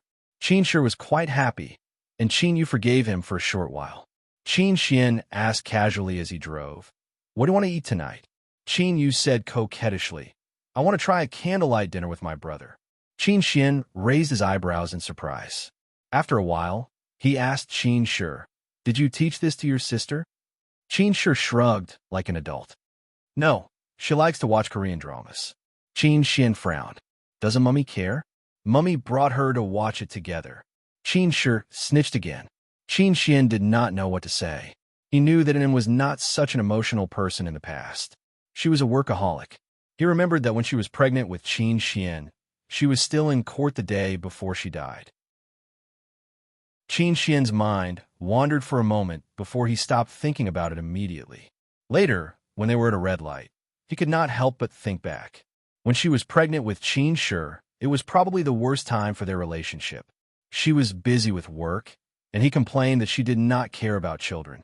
She started working less than a month after she gave birth to Qin Shi. Although they were quite harmonious in other aspects, he always felt that that kind of family was not perfect. He slowly put his energy into work. After that, Bai Ainin did not work much. Even if she had something to do, she would get her secretary to send her home. She learned to be a mother and taught Qin Shi well. Later, they were unexpectedly pregnant with Qin Yu. He clearly remembered that he did not intend to have children, but he did not know that he was pregnant. If he was, he would give birth to it. During this pregnancy, she was at home. He was very relieved that she was well behaved. He was still working outside and had a wife and children at home. It was a good life. At least, Qin Xian was satisfied with his marriage at that time. However, he did not know why Bai Ainin asked for a divorce when Qin Yu was born. He was a little confused, but he still agreed. Qin Xian could not help but want to smoke but he was shocked when he remembered that the two children were in the car. At that moment, he suddenly realized why Bai Ainen had divorced. She gave up her job and returned to her family. It was not because she did not want to work, but because she gave in for the sake of her marriage. However, he did not. He felt that it was natural and even put more energy into work and socializing. Although he did not take it seriously, he would always bring back some perfume. He remembered that she had asked him a few times. He felt that it was nothing. It was just that the young lady sat beside him and drank some wine. Her actions would not be too excessive. Everyone was like that. He did not want to stand out too much and make her unhappy. It was because of this that she wanted to get a divorce. It was not that she had no feelings for him. It was that she was disappointed in him and felt that he was not a good husband, right? Qin Xian looked ahead, his eyes a little bitter. But why didn't she have a good talk with him? She was sentenced to death, just like that. His mood suddenly became complicated, so when he saw Bai Ainen again, his mood was a little different. In addition, Lu Hong's assistant, who had followed him from abroad, was really eye-catching. She leaned over to Bai Ainen and said something. It seemed to be to Bai Ainen's favor. She smiled at the pretty boy, and it was actually quite sweet. Qin Xian was instantly very unhappy. He sat in the car and did not get out. He called her, "I'm here." Bai Ainen answered, "Are you here? I'll be right out." Qin Xian could see that she put away the phone and said something to the young man. Then, she greeted Lu Hong and walked out. She was still wearing the long dress that made her waist look especially thin. Her long black hair was tied up and her face was exquisitely made up. Qin Xian looked at her for a while. "What did you talk about?" Bai Ainen looked at the child and said, "It's about the investment." Qin Xian started the car and said calmly, "Don't you have enough assets to spend now?" She was a little surprised that he would ask this. After thinking for a moment, she slowly said, "When Qin sure and Qin you go to school, of course I still have to work. At that time, the family will hire 2 aunties and a tutor. Those can't replace parents." Qin Xian didn't know why he was angry. In short, he was quite angry because she had thought of everything and didn't mention him. Bai Ainen was even more surprised. She didn't understand why he suddenly lost his temper. Yes, he was unhappy. After being married to him for a few years, she could still understand his personality. He wasn't the kind of person who was easy to talk to, and he didn't give in to others. Why was he unhappy now? But now that they were not husband and wife, there was no need for her to please him and think about his feelings. So Qin Xian was unhappy because he was unhappy. No one coaxed him. At least Bai Ainen had been interacting with the child and didn't take his words to heart. Qin Xian drove the car to a restaurant and stopped. He turned his head and said, "You should discuss these things with me." Bai Ainen blinked her eyes. She was born good. In the past, she was too strong, so she didn't seem very close to him. Now, she was much softer. When she blinked her eyes, it was as if there were many little stars in them. Qin Xian stared into her eyes and said again, "I will always be the child's father." Bai Ainen made an "oh" sound, then turned her head to the side and said nonchalantly, "I thought you would have other plans such as getting married and having children. At that time, you might not care about Qin Shi and Qin Yu." Qin Xian frowned. "Are you sure you want to mention this in front of the child?" "Why can't I mention it?" Bai Ainen's voice became more and more faint. "Our divorce is a fact, and they're not traumatized. They can also accept you remarrying. What else are you dissatisfied with? If you think that visiting them once a week is too much, you can change it to a month. You can discuss this with Qin Shi and Qin Yu." Qin Xian finally understood the meaning behind her words. Every time he came, she meant that she didn't care. As long as the child was happy, it was fine. If the child didn't want to see him, he didn't have to come. He leaned close to her and said in a low voice, "Bai Ainen, what about you? Don't you care?" Bai Ainen was a little speechless. "We're divorced. It doesn't matter to me." As she said that, she unbuckled her seatbelt and was about to get out of the car. Qin Xian suddenly grabbed her arm and said in a low voice, "Bai Ainen." She turned her head and looked at him. She said strangely, "What's wrong?" He was really a little strange today. Did he not get along with his girlfriend?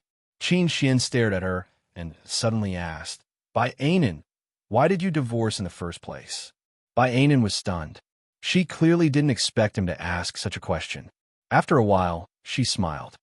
I just felt that I didn't love you anymore. Liar. He suddenly got a little angry. You still loved me when you divorced me. By Ain inside. Qin Xian, do you really have to bring this up? She paused and said decisively, let's eat with the children. We'll talk after that. Qin Shi and Qin Yu widened their eyes, especially Qin Yu, who looked like she was watching a Korean drama.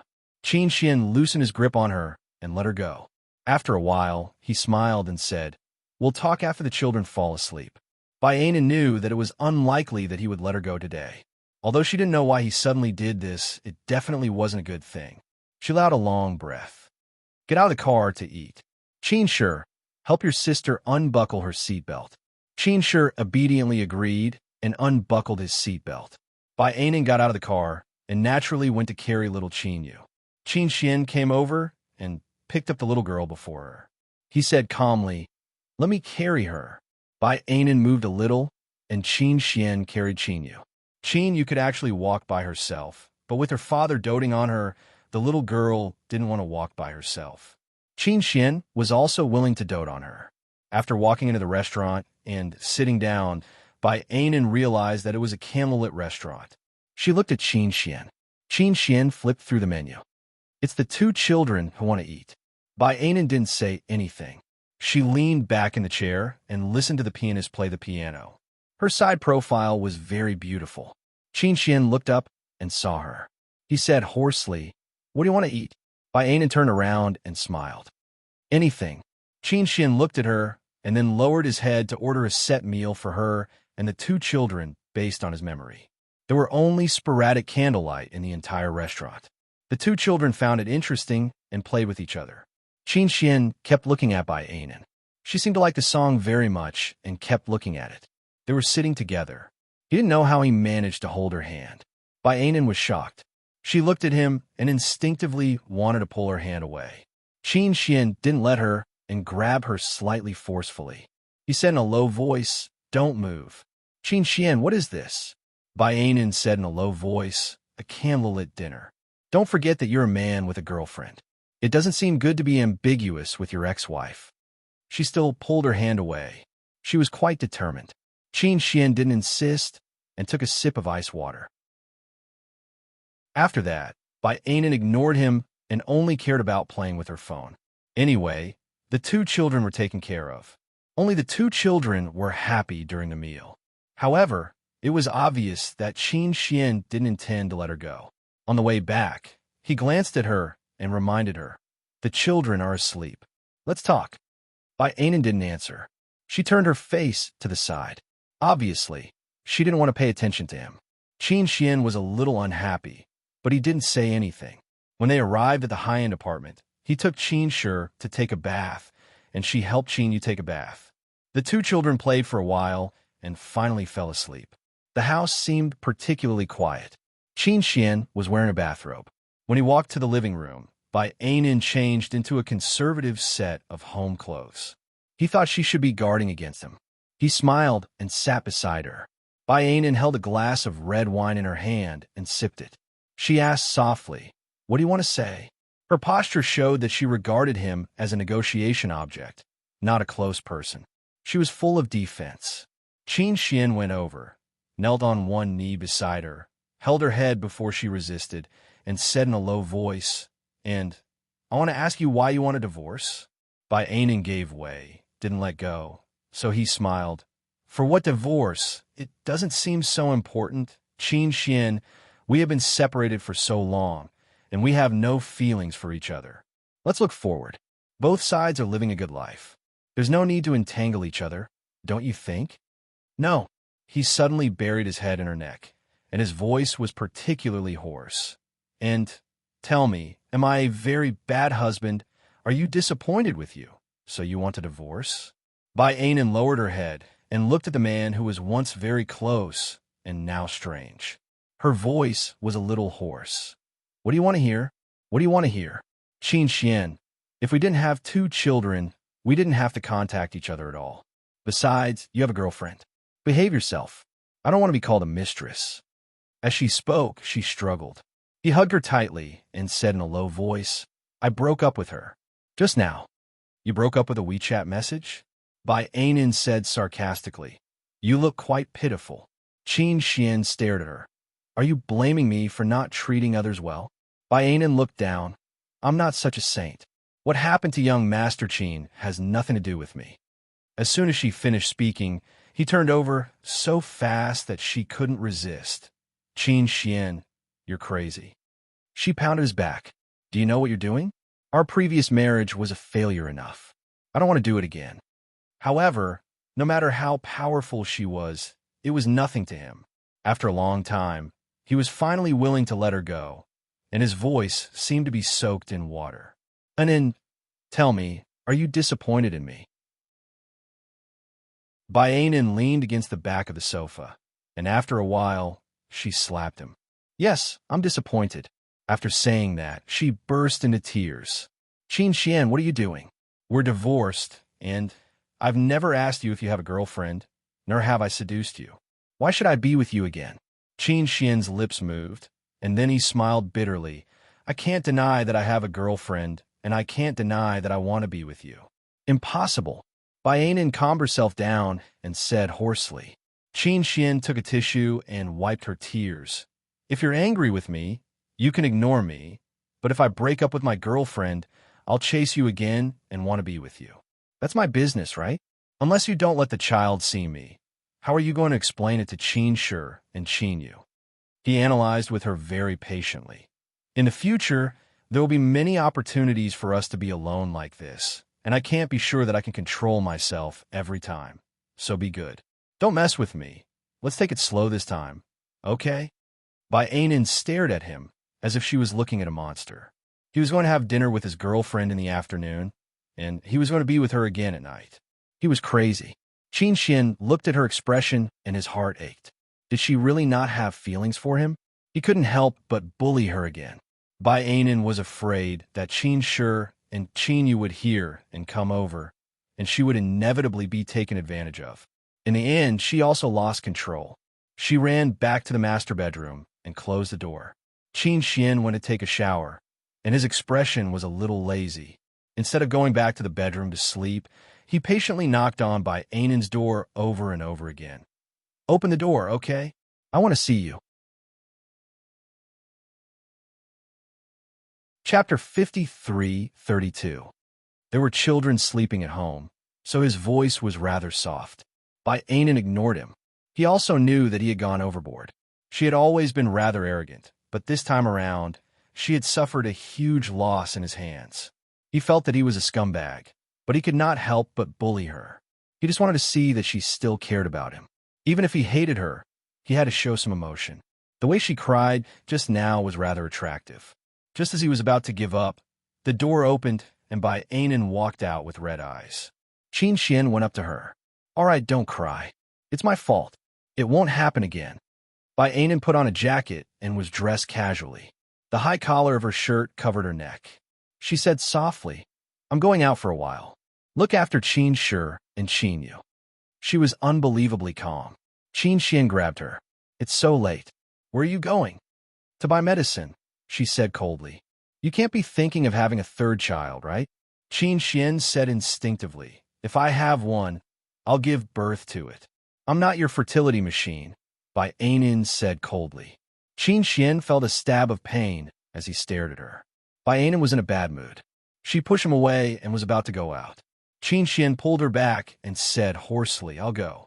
With that said, he dragged her back and looked at her quietly for a while. I'll go change. Bai Ainin did not object and looked at him quietly. Qin Xian's slightly emotional heart cooled down again. No matter what, it was just wishful thinking on his part. There was no meaning in it. He walked out and looked at Bai Ainin. She was resting on the sofa, which had been cleaned up. His eyes darkened as he took the car keys. I'll be back in a while. Bai Ainin did not say anything and just looked at him quietly. Qin Xian went downstairs and got into the car. He sat down and smoked a few cigarettes, reminiscing about it for a while. They had not been husband and wife for a long time. Although it was only his idea, it had happened. It was reasonable for her to be angry at him. As he drove, he was a little against her taking the medicine, So he drove around a few times before he bought the medicine. When he brought it back, it was already 1 o'clock at night. Bai Anan was lying on the ground, seemingly asleep. Qin Xian opened the door and saw her lying on the sofa. He suddenly remembered that when they were still husband and wife, she would occasionally lie on the sofa like this and wait for him to come home.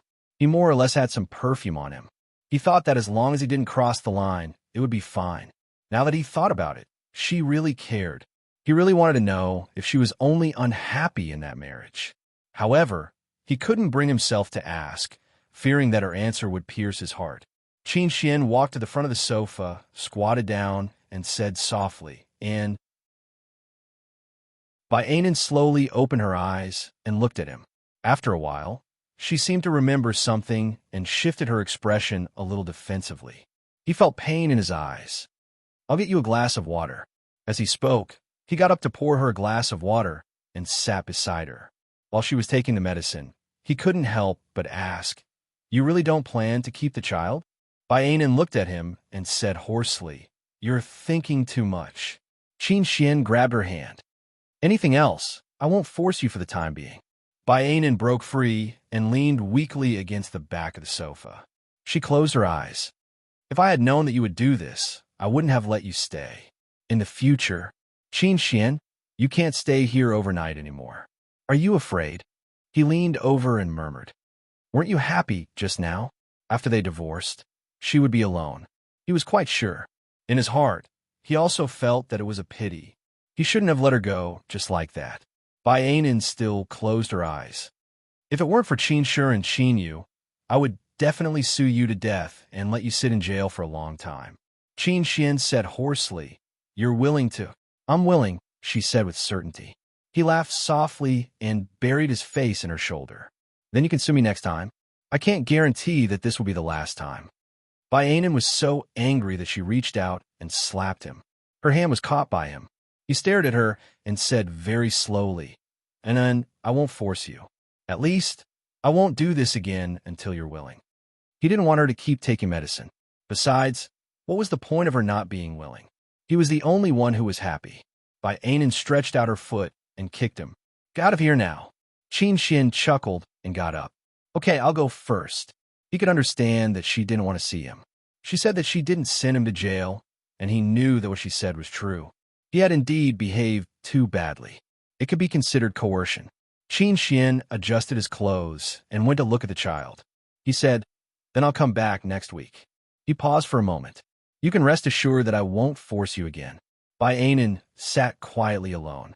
When he was about to open the door and leave, she whispered, "Qin Xian." His body froze, and he turned around. "Is there anything else?" Bai Anan looked up at him and said softly, "You just want to know why I divorce you." "You guessed right. It's disappointment." Her eyes were calm. "I thought that marriage was mutual tolerance, so I was willing to tolerate you. Moreover, I'm 2 years older than you. I thought that I wouldn't do things that you didn't like. I would do my duty as a wife, and our marriage would be harmonious. You would cherish it, but you didn't. It was already very difficult for me to have a child, and I had Qin Yu. Those days when I was waiting for you to come home, I felt that it was like a year. When I was pregnant with a child, I always thought that my husband was having fun outside, and there was a girl who was younger and prettier than me in his arms. I changed so much for my marriage, but it was useless. So after giving birth to Qin Yu, I felt that I had to reduce my burden. At least, I wouldn't cry for you anymore." Qin Xian was stunned. Although he had already figured out the reason, he had never thought that she would be so sad. Bai Anan forced a smile. "Qin Xian, I'm really disappointed. I don't want to do it again." Qin Xian turned around and squatted in front of her. He said softly, "Nothing happened between me and those women. We were just socializing together. Perhaps those women would occasionally leave some perfume or lipstick marks on a shirt, but she would understand all of that. This was how socializing was. It was impossible for her to not see that kind of scene." Bai Anan looked down. "Qin Xian, you don't like that kind of occasion. You just don't care because you think that I won't care about this kind of thing after we get married, right?" Qin Xian was stunned. Bai Anan smiled. "See, it's like this. It's not that I haven't told you that I care, but your bottom line is different from mine, so we can't be together. He felt that it was natural for her to change from a strong woman to a housewife. How could there be such a logic in this world? Ainen wanted to leave him. She had thought about it for 2 years, and after that, her life wasn't too satisfactory. It was just that Qin Xian didn't care much, but she was very unhappy. Qin Xian raised his head to look at her. She was very calm, as if she was talking about an insignificant past. Qin Xian's voice was low and hoarse. Ainen, it won't happen again. Ainen said mockingly. I know that your girlfriend will fight with you later on. Little young Master Qin will cultivate his character and not step into those occasions anymore. Qin Xian frowned. Ainen, you know that it's not like that. He wanted to say something else, but she didn't want to say anything more to him. She sat there quietly. Qin Xian still left, but he didn't drive away immediately. Instead, he sat in the car and smoked quietly. He thought that he must have missed her for the past 2 years. It was just that she had gone abroad, and his thoughts seemed to have faded. Qin Xian thought about it quietly. Slowly, he developed a determination to get her. Ainen sat on the sofa alone for a long time. In the days that followed, Qin Shi went to school, and Qin Yu went to nursery. She started to invest with Lu Hong and would occasionally go to the law firm. There were 2 Annies at home who were both elders of the Bai family, so she was at ease. She slowly got busy with work. Although Qin Xian would come over, the chances of them seeing each other were much lesser. Often, he would come over just as she was about to go out, and by the time she came back, he would have already left. Occasionally, he would stay overnight to accompany the child. Ainen slowly forgot about that matter. After all, she didn't intend to have anything to do with him anymore. Until one day, when she was about to leave after drinking coffee with Sister Hong, a rather beautiful young lady sat beside her. Ainen knew her. She was the daughter of a certain family, and she was Qin Xian's ex-girlfriend. She ended up with Qin Xian's sudden change that day. The young lady said, Lawyer Bai, I want to talk to you. Sister Hong looked at the little lotus and couldn't help but say, Do you want me to stay and accompany you? Ainen shook her head and smiled. No need. Sister Hong looked at the young lady's weak appearance and thought that it would be fine, so she left. After Sister Hong left, Ainen looked at the young lady in front of her and smiled faintly. What's the matter? The young lady's eyes reddened. Lawyer Bai, can you return Qin Xian to me? Ainen took a sip of coffee.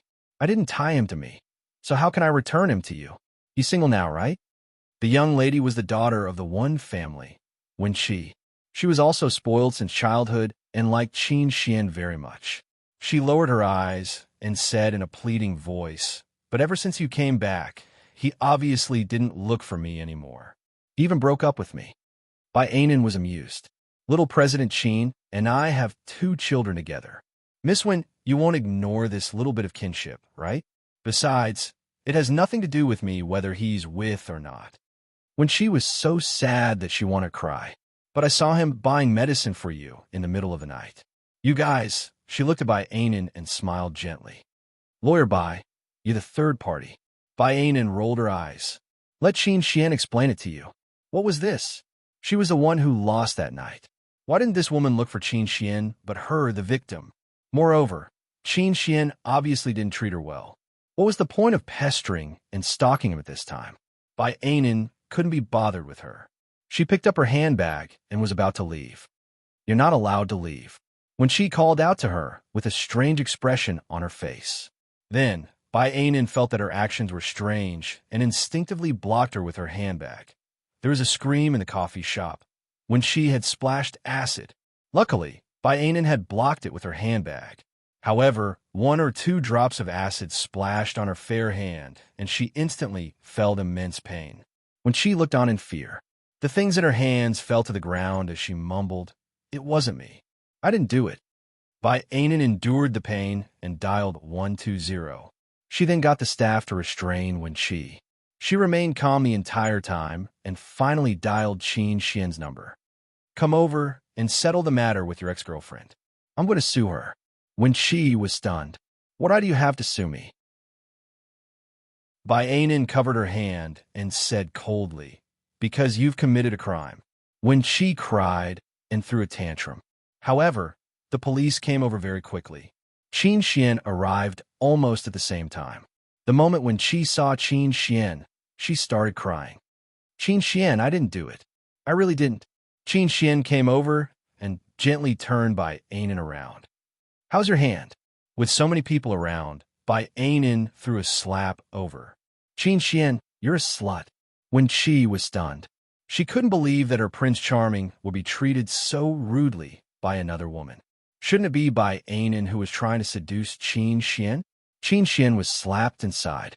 He turned his head and looked at Wen Qi. See, I was the one who fell in love with someone else and wanted to reconcile with my ex-wife. Wen Qi still didn't want to believe it. Qin Xian said coldly, get a lawyer.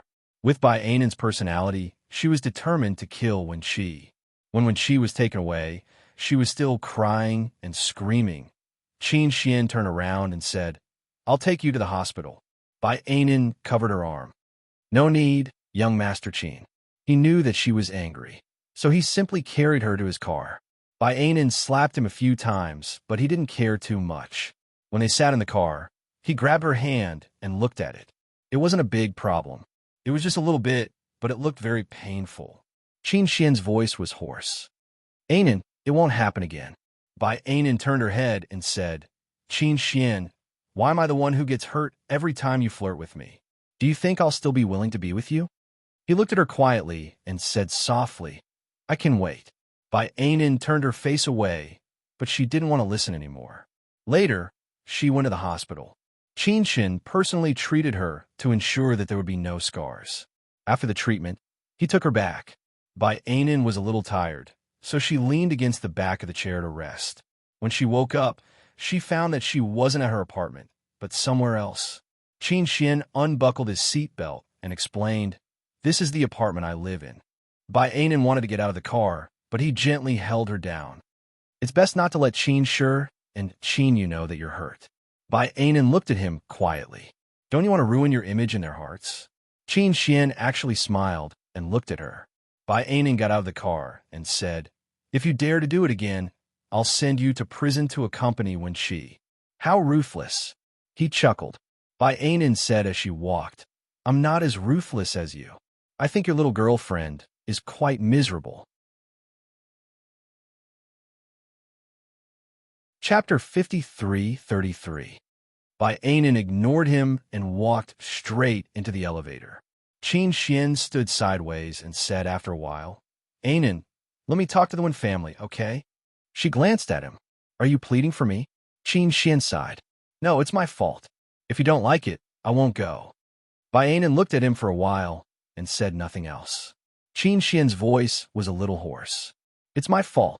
He couldn't even wait to get home and hugged her gently. Bai Ainen struggled. Qin Xian, let me go. You're not like this. If she hadn't been smart today, she would have lost her face. He still wanted to talk to the Wen family. What to talk about?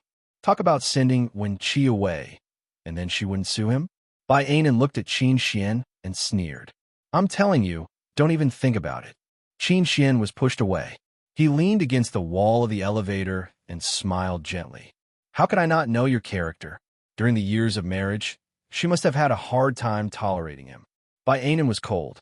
After a while, she whispered, It's good that you know. Qin Xian didn't mention that matter again. When he got home, Bai Ainen was sitting on the sofa dealing with things. He looked at her and knocked on the coffee table.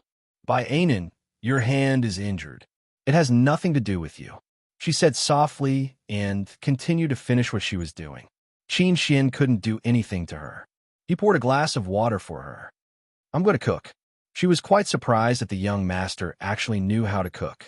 She sat in his high-class apartment and guessed how many girlfriends he had brought over to stay. Probably guessing what she was thinking, Qin Xian said lightly, None of them. You're thinking too much. Bai Ainen shrugged and didn't say anything. She just turned on the TV. Qin Xian rarely cooked, but the dishes he made were not bad. They ate quietly and cleaned up. Bai Ainen wanted to rest, but Qin Xian stopped her. Let's talk.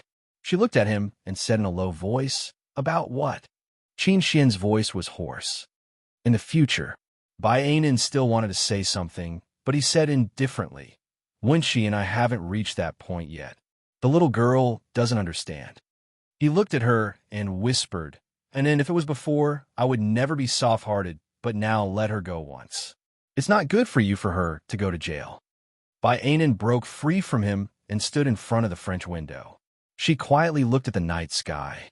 "Qin Xian, is that all you want to say to me? What if I don't? Are you going to hire a top-notch lawyer and go against me for her?" Qin Xian shook his head. "But I will feel guilty." He went over and gently pressed her shoulder from behind. "I can make up for my guilt to you, but if she goes to jail for 10 years because of me, I am not willing to make up for it." Bainan's eyes were a little red. "So, Qin Xian, you want me to suffer this grievance for you? I'm sorry." He put his chin on her shoulder and said softly, "And then let her go once just for me." Bainan looked into the distance and said softly, "Is your condition that the Wen family will never let her return to China again? Qin Xian, are you afraid of the revenge of the Wen family?" "Yes." He pondered and said, "She won't be in prison for the rest of her life. There are other people in the Wen family. Anin, you're not alone. We have 2 children." He gently hugged her. "It's my fault to put you in danger, but I'm more afraid that such a strong way will make the Wen family desperate." Bainan didn't say anything, and her shoulders trembled a little. He hugged her and said a lot of sorry. In fact, it was his fault. It was his fault that day. Otherwise, when she wouldn't have done such a thing. Bainan calmed down and reached out to push him away. "Qin Xian, I can let her go, on the condition that she can never appear in the country, but I have another condition, that is, you should stay away from me, the farther the better." After saying that, she went to the guest room. Qin Xian was left sitting on the back of the sofa alone, smoking. He understood how unfair such a decision was to Bainan. She was a lawyer, and she was also a victim, but he made such a decision to persuade her. Qin Xian sat for half the night and smoked 2 packs of cigarettes. In the middle of the night, Bainan came out to drink water and pretended not to see him. Qin Xian smiled bitterly. This time, she probably hated him to the core. Bainan only stayed there for 1 night before leaving. When she left, Qin Xian was in the study talking on the phone. She left just like that without saying a word. When Qin Xian heard about it, he would know what she meant. 3 days later, Qin Xian brought Wen Qi and Wen Qi's parents to apologize to Bainan. Bainan came out of the law firm and looked at them with a faint smile. "You don't have to apologize.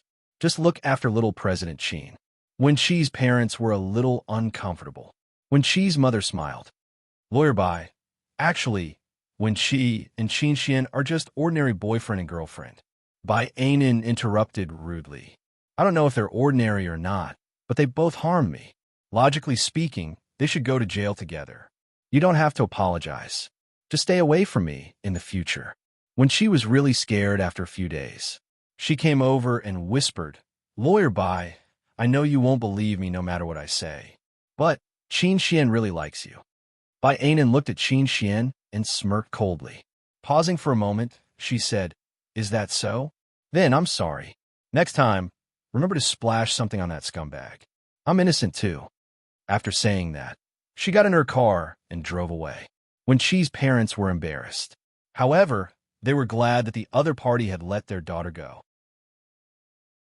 After scolding her a little more, Wen Qi, who was a spoiled little girl, burst into tears. Qin Xian was annoyed and said goodbye indifferently. Wen Qi stopped him and asked softly, "Qin Xian, you've been waiting for her all this time, haven't you?" Qin Xian was stunned for a moment. After a long time, he smiled faintly. "But she doesn't want me anymore." She called him a scumbag. Thinking about it, he was indeed quite a scumbag. Qin Xian drove away and caught up with Bainan. While driving, Bainan listened to the phone on her Bluetooth. She didn't know what she was talking to someone, but she smiled gently. When she inadvertently saw Qin Xian, who was driving alongside, her face immediately darkened. Qin Xian smiled. "Are we having dinner together?" Bainan placed her hand on the car window. "I have a date with a little fresh meat." Qin Xian was infuriated. Bainan stepped on the accelerator and drove away. Just like that, they were at a stalemate. Anyway, Bainan didn't care about him anymore. On the other hand, Master Cheng and Sister Hong seemed to have reconciled. Initially, It was a mess because Master Cheng always taught little Yu Yu how to use vulgarities. Sister Hong didn't allow him to come, but he still taught him. In the end, little Yu Yu actually started to use vulgarities. When he opened his mouth, Sister Hong was stunned. Master Cheng said that it was his credit, and no one could take it away. He taught little Yu Yu every day, and little Yu Yu learned every day. Later on, Sister Hong decided to accept Master Cheng.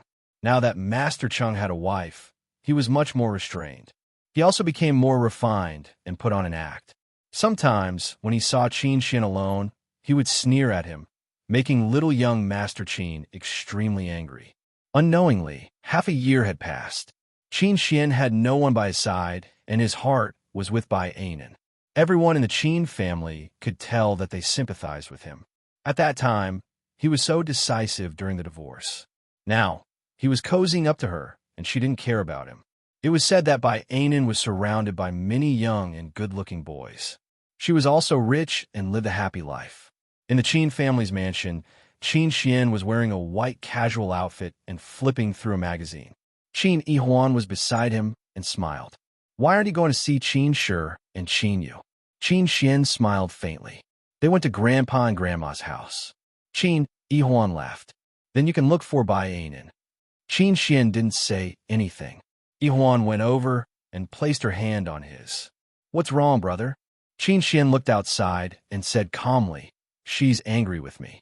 Later, after what happened to Wen Qi, she probably looks down on me." Qin Yihuan nodded understandingly. "That's true. If I were a woman, I would be angry too. Even if your choice was very good, it was still wrong. She was hurt by Wen Qi because of you. Fortunately, she was fine. If something had happened, Anan's life would." Qin Xian tilted his head. "I don't want her and I to bear the burden of another person's life in the future, so I would rather let Wen Qi go." He paused for a moment. "If I don't want to be with Anan, Wen Qi will never be able to get out of prison."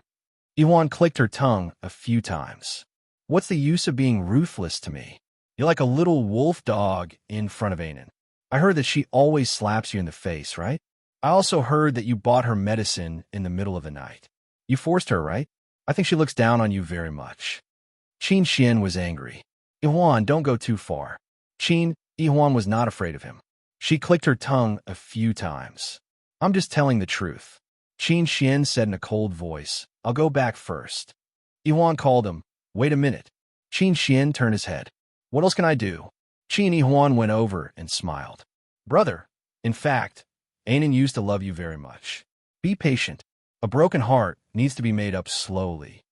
Qin Xian's voice was hoarse. "How do you know she loves me?" Yihuan hugged him.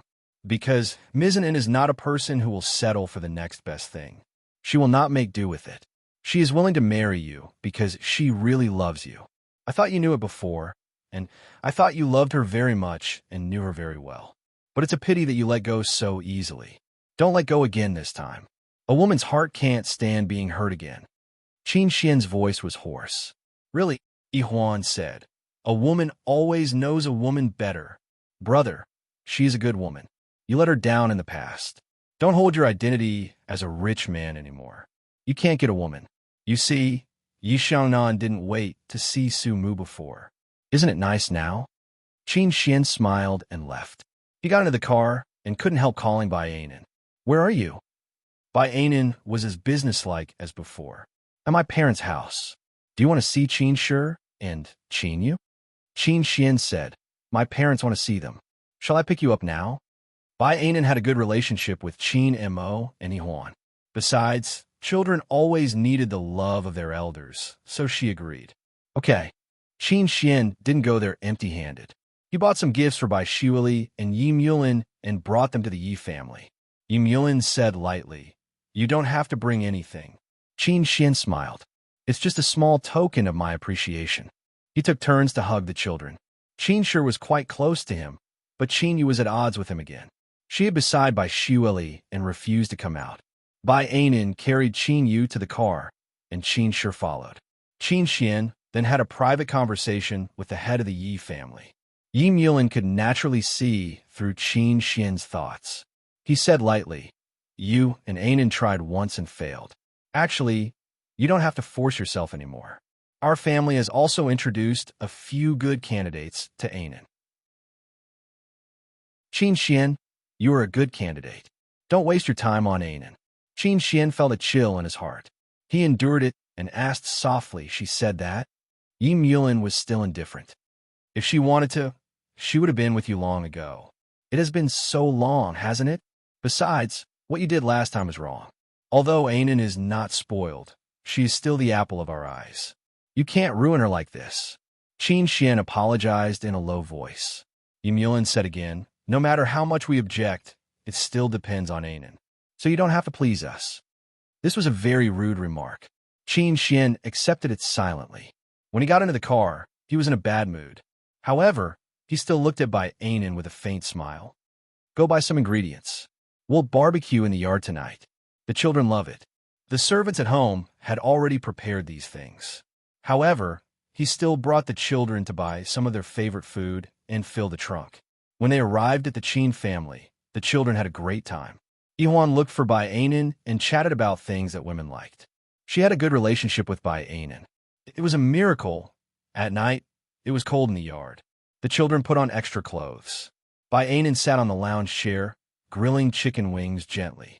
She had just finished grilling them when someone snatched them away. She looked up and saw Qin Xian sitting beside her, eating the chicken wings that she had grilled. She looked at him silently for a long time before saying softly, boring. Qin Xian ate one quickly and took the things in her hands to grill for her. He then said softly, your father said that you were on a blind date. She nodded, but did not deny it. Qin Xian leaned closer. Have you found someone suitable? Bai Anan shifted. It doesn't seem to have anything to do with you. How can it not have anything to do with me? He smiled. I have to see if she's better than me. Otherwise, you'll be at a disadvantage. She could not stand his shamelessness and snorted coldly. What about you? I haven't seen you find anyone good either. After they parted, Qin Xian's girlfriends seemed to be the same. They were pure, cute, obedient. Others did not know his dark thoughts, but she knew them clearly. They were easy to control. Only he could dump them, and it would never be the girl who dumped him. Bai Anan said viciously, Qin Xian, how unconfident are you? Qin Xian raised his brows. How could you not know whether I'm confident or not? He then said in a deep voice, don't think of me as a playboy. Even though I can't say that I've been chaste for the past few years, I haven't been messing around. It was mainly because he chose. His ex-wife was such a beautiful woman. Few women could move his heart. Finding a girlfriend was just to have a meal together when he had time. That was why he felt that it was indeed his fault to let Wen Qi go to prison for 10 years. Bai Anan did not say anything. She looked at the fire quietly. Qin Xian said in a low voice, Anan, let's start over, okay? Bai Anan half lay down. I'm not interested. After that, she looked at him up and down. Young Master Qin, you're just like this. For someone who had the best time of his life, she had eaten a big meal, so she did not miss it so much. Besides, a divorced woman would not be so impulsive. There were many good-looking men, and there were many more considerate and obedient than him. She had her own money, so why should she choose him? Bai Anan was a pragmatic person. When she walked out of the siege, she knew it very well. As for that night, she did not feel any pressure. How could a 35-year-old woman care about this? Qin Xian squinted his eyes and stared at her. Bai Anan smiled. Qin Xian, I'm just tired. I'm not saying I'm sorry. I don't have to turn back just because you turn back. Qin Xian looked at her quietly. All right, I can wait. Qin Yihuan, who was at the side, heard it and held back her laughter. That was because Bai Anan had not found the person. If she had found him, Qin Xian would have gone crazy. She did not believe that he could still be so gentlemanly. Bai Anan did not say anything and continued to look at the fire quietly. Another 6 months passed. She went on blind dates 2 or 3 times and had meals and coffee with 1 or 2 of them. After that, there was no after. After work, she went shopping with Sister Hong. Sister Hong was in a good mood because Yu had learned a lot of lyrics recently. Bai Anan asked as she walked, Then why are you and Cheng Zheng not married? After so many years, I see that he is wholeheartedly devoted to you. His previous bad habits are all gone. Such an impressive man is like a big cat in front of you. Sister Hong glanced at her and smiled. Don't talk about me. What about you? Aren't you the same? You dragged it on with Qin Xian for so long. Bai Anan smiled faintly. We are different from you guys. We don't live together. We just see each other occasionally. I don't have that kind of thought. Sister Hong patted her hand. But Qin Xian has that kind of thought. Your family and his family probably think the same, right? Everyone knows about it. You guys meet each other openly. You say you don't have any thoughts? Bai Anan said softly. So what? Never to see him again? Qin, sure, and Qin, you still like him very much. It's not like I can conjure a father out of thin air. Sister Hong asked a little nosily. Did he take advantage of you again? Bai Anan looked at Sister Hong reproachfully. No. Sister Hong laughed. Bai Anan said faintly. Actually, he doesn't have that kind of thought. Sometimes it's not bad. I don't want to marry him, so it's better not to touch him. Sister Hong was about to speak, but she saw someone behind her and immediately shut up. She signaled to Bai Anan with her eyes. Bai Anan didn't receive it and said softly, Look at him. What's wrong with my appearance? A voice sounded. Bai Anan was startled. Qin Xian was dressed in a suit, and there were a few assistants behind him. They obviously heard it and looked uncomfortable. Bai Anan tilted her head. I'm not talking about you. Little President Qin, don't think too highly of yourself. He stared at her for a long time and said softly, I still have something to do. We'll talk later. After that, he left with a group of people as if nothing had happened. Sister Hong smiled happily. Bai Anan complained, You didn't remind me. I did. It's you who didn't notice. Sister Hong couldn't help but praise. Qin Xian is really good-looking. It's mainly because he's still young. I think he's even more handsome than Yi Xiangnan from the Yi family. No wonder you still miss him. He's simply irreplaceable. Look at old Cheng, that rough man. If he did something like Qin Xian, wouldn't you send him to prison for the rest of his life? Bai Anan could tell that Sister Hong was deliberately teasing her. She snorted coldly. Cheng Zheng must have done something like that. Isn't he still fine now? Sister Hong laughed bitterly. After a long time, she said, Anan, let's go have a drink. Although she and Cheng Zheng were together, the wound in her heart was still there. She thought that Bai Anan was the same. The two women really went to drink.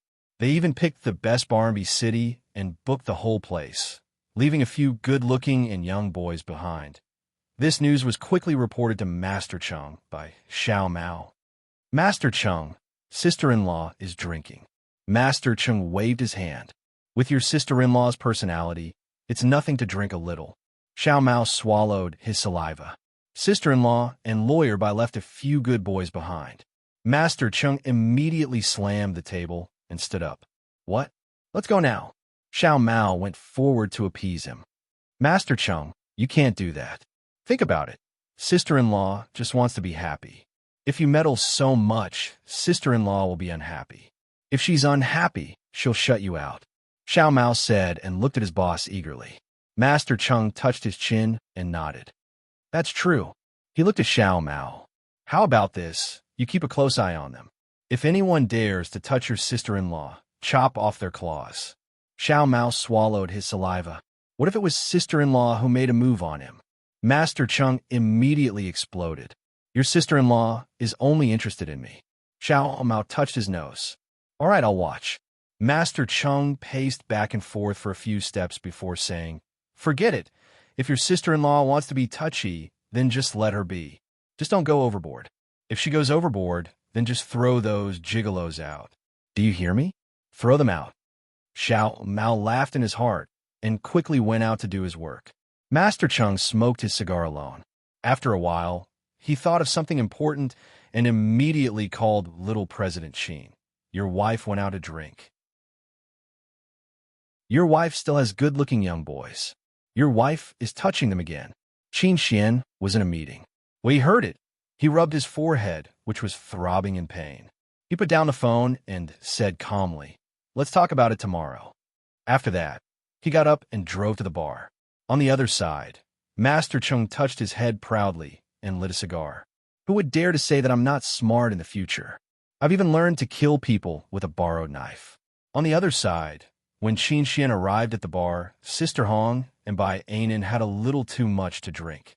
The two rich women certainly had a lot of fun and did a lot of things with their hands and feet.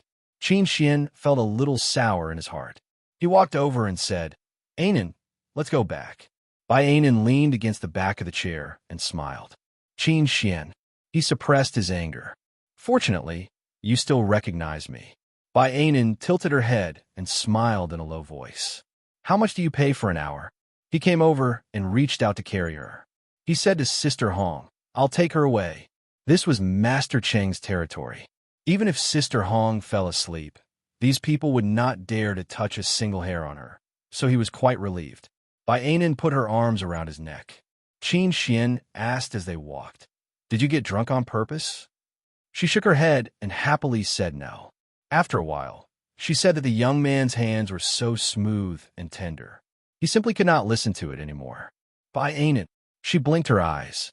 "Qin Xian, I'm a 35-year-old rich woman who lost her marriage.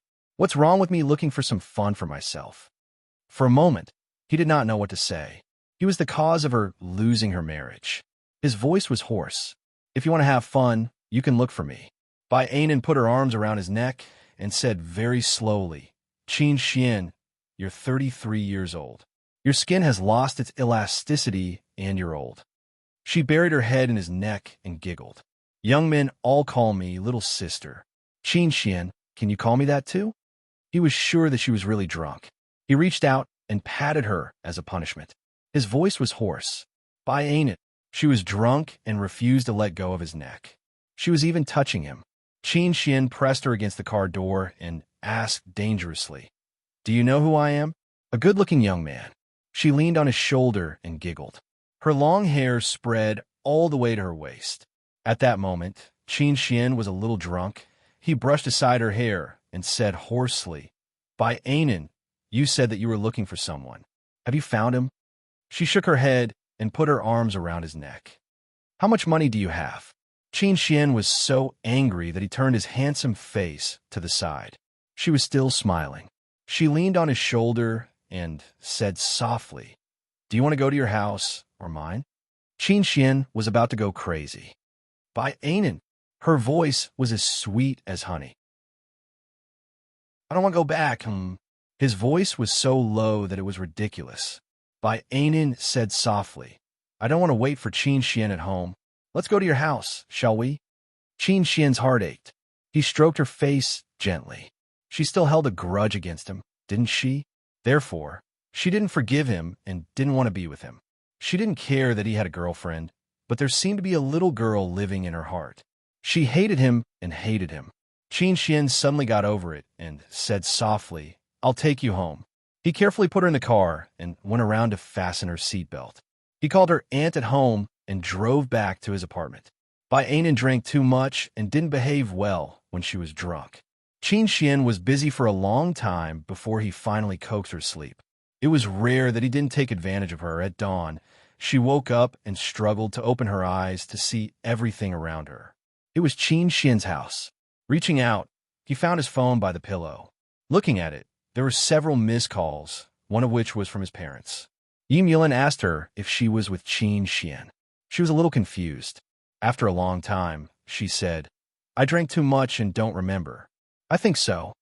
After saying that, she looked at her body. It was Qin Xian's black shirt.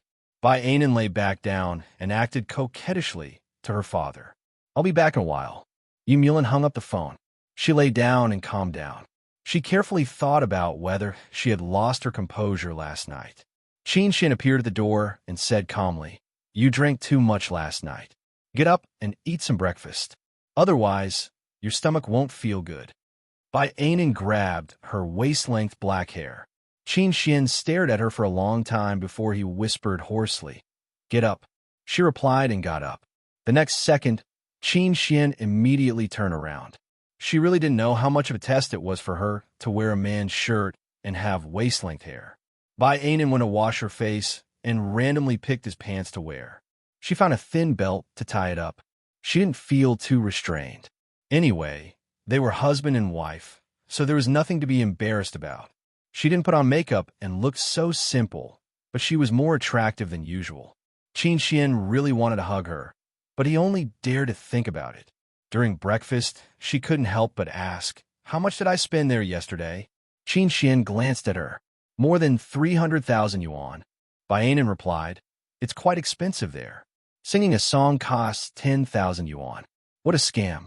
Qin Xian couldn't help but ask, "You only sang a song?"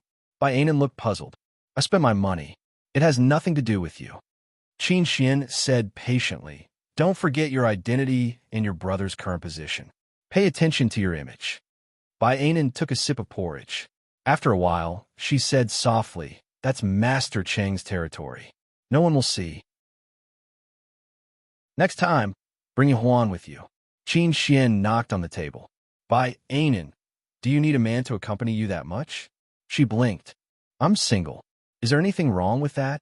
He was so angry that he ignored her. After breakfast, he went to the study. Baianan was still a little dizzy. She didn't want to go back and let Qin Shi and Qin Yu see her like this. So she watched TV at his home. Qin Xian finished his work and walked out. When he saw that she was still there, he couldn't help but say, "Don't you need a young man to accompany you? What are you doing in an old man's place?" Baianan replied with an, "Oh," and turned off the TV. She slowly got up and went back to the guest room. After a while, she came out with her bag and was about to leave. Qin Xian stopped her. "Baianan." Baianan kicked him. "Qin Xian, do you really think you can control me?" After saying that, she was about to leave again. He was anxious and hooked her waist from behind. "Baianan, try it." Baianan struggled, but couldn't break free. He leaned over and said coldly, "You dare to treat me like this because you're sure that I like you, and you're sure that I can't let go of you, right? If you were to find someone better than me, I wouldn't care about you. But you're so illiterate, learning to drink, and even looking for someone to accompany you." He was cold, but Baianan's voice was even colder. "Qin Xian, isn't this the life you liked in the past? Why are you still double standards now? Besides, we're not in a relationship now. You don't have to care about me." She stepped on his foot and was about to leave, but the corners of her eyes were already secretly red. Qin Xian hugged her from behind and said hoarsely, "You really know how to torture me." He carried her back and placed her on the sofa. Baianan's expression wasn't good. He raised his head and looked at her. His tone softened. "If you can't drink, then don't drink. You're deliberately making things difficult for yourself and others, aren't you?" With these words, he actually swallowed the matter back down. Baianan lowered her head and looked at him. Her eyes were still red. Qin Xian said, "I know you're feeling bad, but Anan, even if you ruin yourself, don't change yourself. Don't change yourself for me." She was good, really good. He was the one who didn't deserve her. Yuan was right. He was the one who let her down. She was such a good woman, but he had still let her down. He had ignored her feelings. Baianan turned her head. "Qin Xian, you don't have to say that. Last night was the real me." She said softly, "I'm 35 years old. I'm not an innocent little girl. I can take responsibility for what happened." He was stunned. Baianan smiled. "Right? You don't understand women at all, and you don't understand me either. I'm not bound by feelings. Do you think I'll keep my chastity for you? No, just like what happened between us back then. If I have a boyfriend in the future, I won't feel sorry for him because I've never cheated on him." Qin Xian's heart was bleeding. He thought that she had been soft-hearted for the past 6 months. At the end of the day, she really didn't mind finding a young and good-looking man to accompany her. He said hoarsely, "If you want to find someone, why don't you consider me?" Baianan was shocked. She wanted to say something, but he had already lowered his head. His voice was a little pained. "And then, don't torture me like this." He still didn't do anything to her because he couldn't bear to. He hugged her and said with a pained voice, "I just want to tell you that if you can't find that person, I'll always be here." Baianan listened blankly, feeling a little unreal. After a long time, she said hoarsely, "Qin Xian, it took me all of a sudden. It's really hard for me to like you again. It's really hard for me to let go of the past and be with you again." "I know." He hugged her and said softly. His arms were a little warm. She wanted to resist, but she couldn't. Qin Xian kissed her forehead. "I'll go cook." She didn't make a sound, but she didn't move either. He went to cook and ate with her. In the afternoon, she took a nap while he worked. In the evening, when she wanted to leave, he sent her home and accompanied Qin and Qin. At the same time, he stayed. He stayed by her side obediently for 2 years. He didn't dare to think about anything else. He just accompanied her. When she drank with Sister Hong, he took the initiative to carry her home. He didn't dare to act recklessly even once. Later, Sister Hong and Master Chung got married. At the wedding, Master Chung cried so hard that he couldn't catch his breath. He said that he would treat his wife well for the rest of his life. He almost knelt down. Bai Anan watched quietly and felt that it was quite fireworks. After the wedding, Qin Xian came to pick her up. At that time, Bai Anan was already 37 years old, and Qin Xian was 35 years old. It had been 2 years since she got drunk last time. Bai Anan walked out of the hotel and saw Qin Xian standing in front of Black Car. When he saw her come out, he took off his coat and put it on her. "Are you okay?" Bai Anan followed his action and got into the car. Cheng Zheng cried quite badly. Many people took pictures. He got into the car, and she showed him the phone. Qin Xian seemed a little absent-minded. He grabbed her hand for a while. Bai Anan raised an eyebrow. "What's wrong?" Qin Xian looked at her quietly. "Anan, have you found that person in the past 2 years?" Bai Anan smiled. "Not yet." He took the phone away and held her face. "Then do you want to think about me again?" She didn't say anything and just looked back at him. Qin Xian spread her hair and sighed. "Anan, today is my birthday. I'm 35 years old." Bai Anan asked him softly, "Have you found that person?" He smiled. "I found him." After saying that, he took out a small box from the pocket of her coat. "Lawyer Bai, birthday present. And that you're tuning in to the Dreamy Chapters YouTube channel. We're so grateful for your support, and don't forget to subscribe to join us on this incredible journey through captivating stories. Your generosity through donations truly makes a world of difference, as it's the primary source of revenue that allows me to expand and enhance this channel for you. Thank you from the bottom of my heart for being a part of this adventure.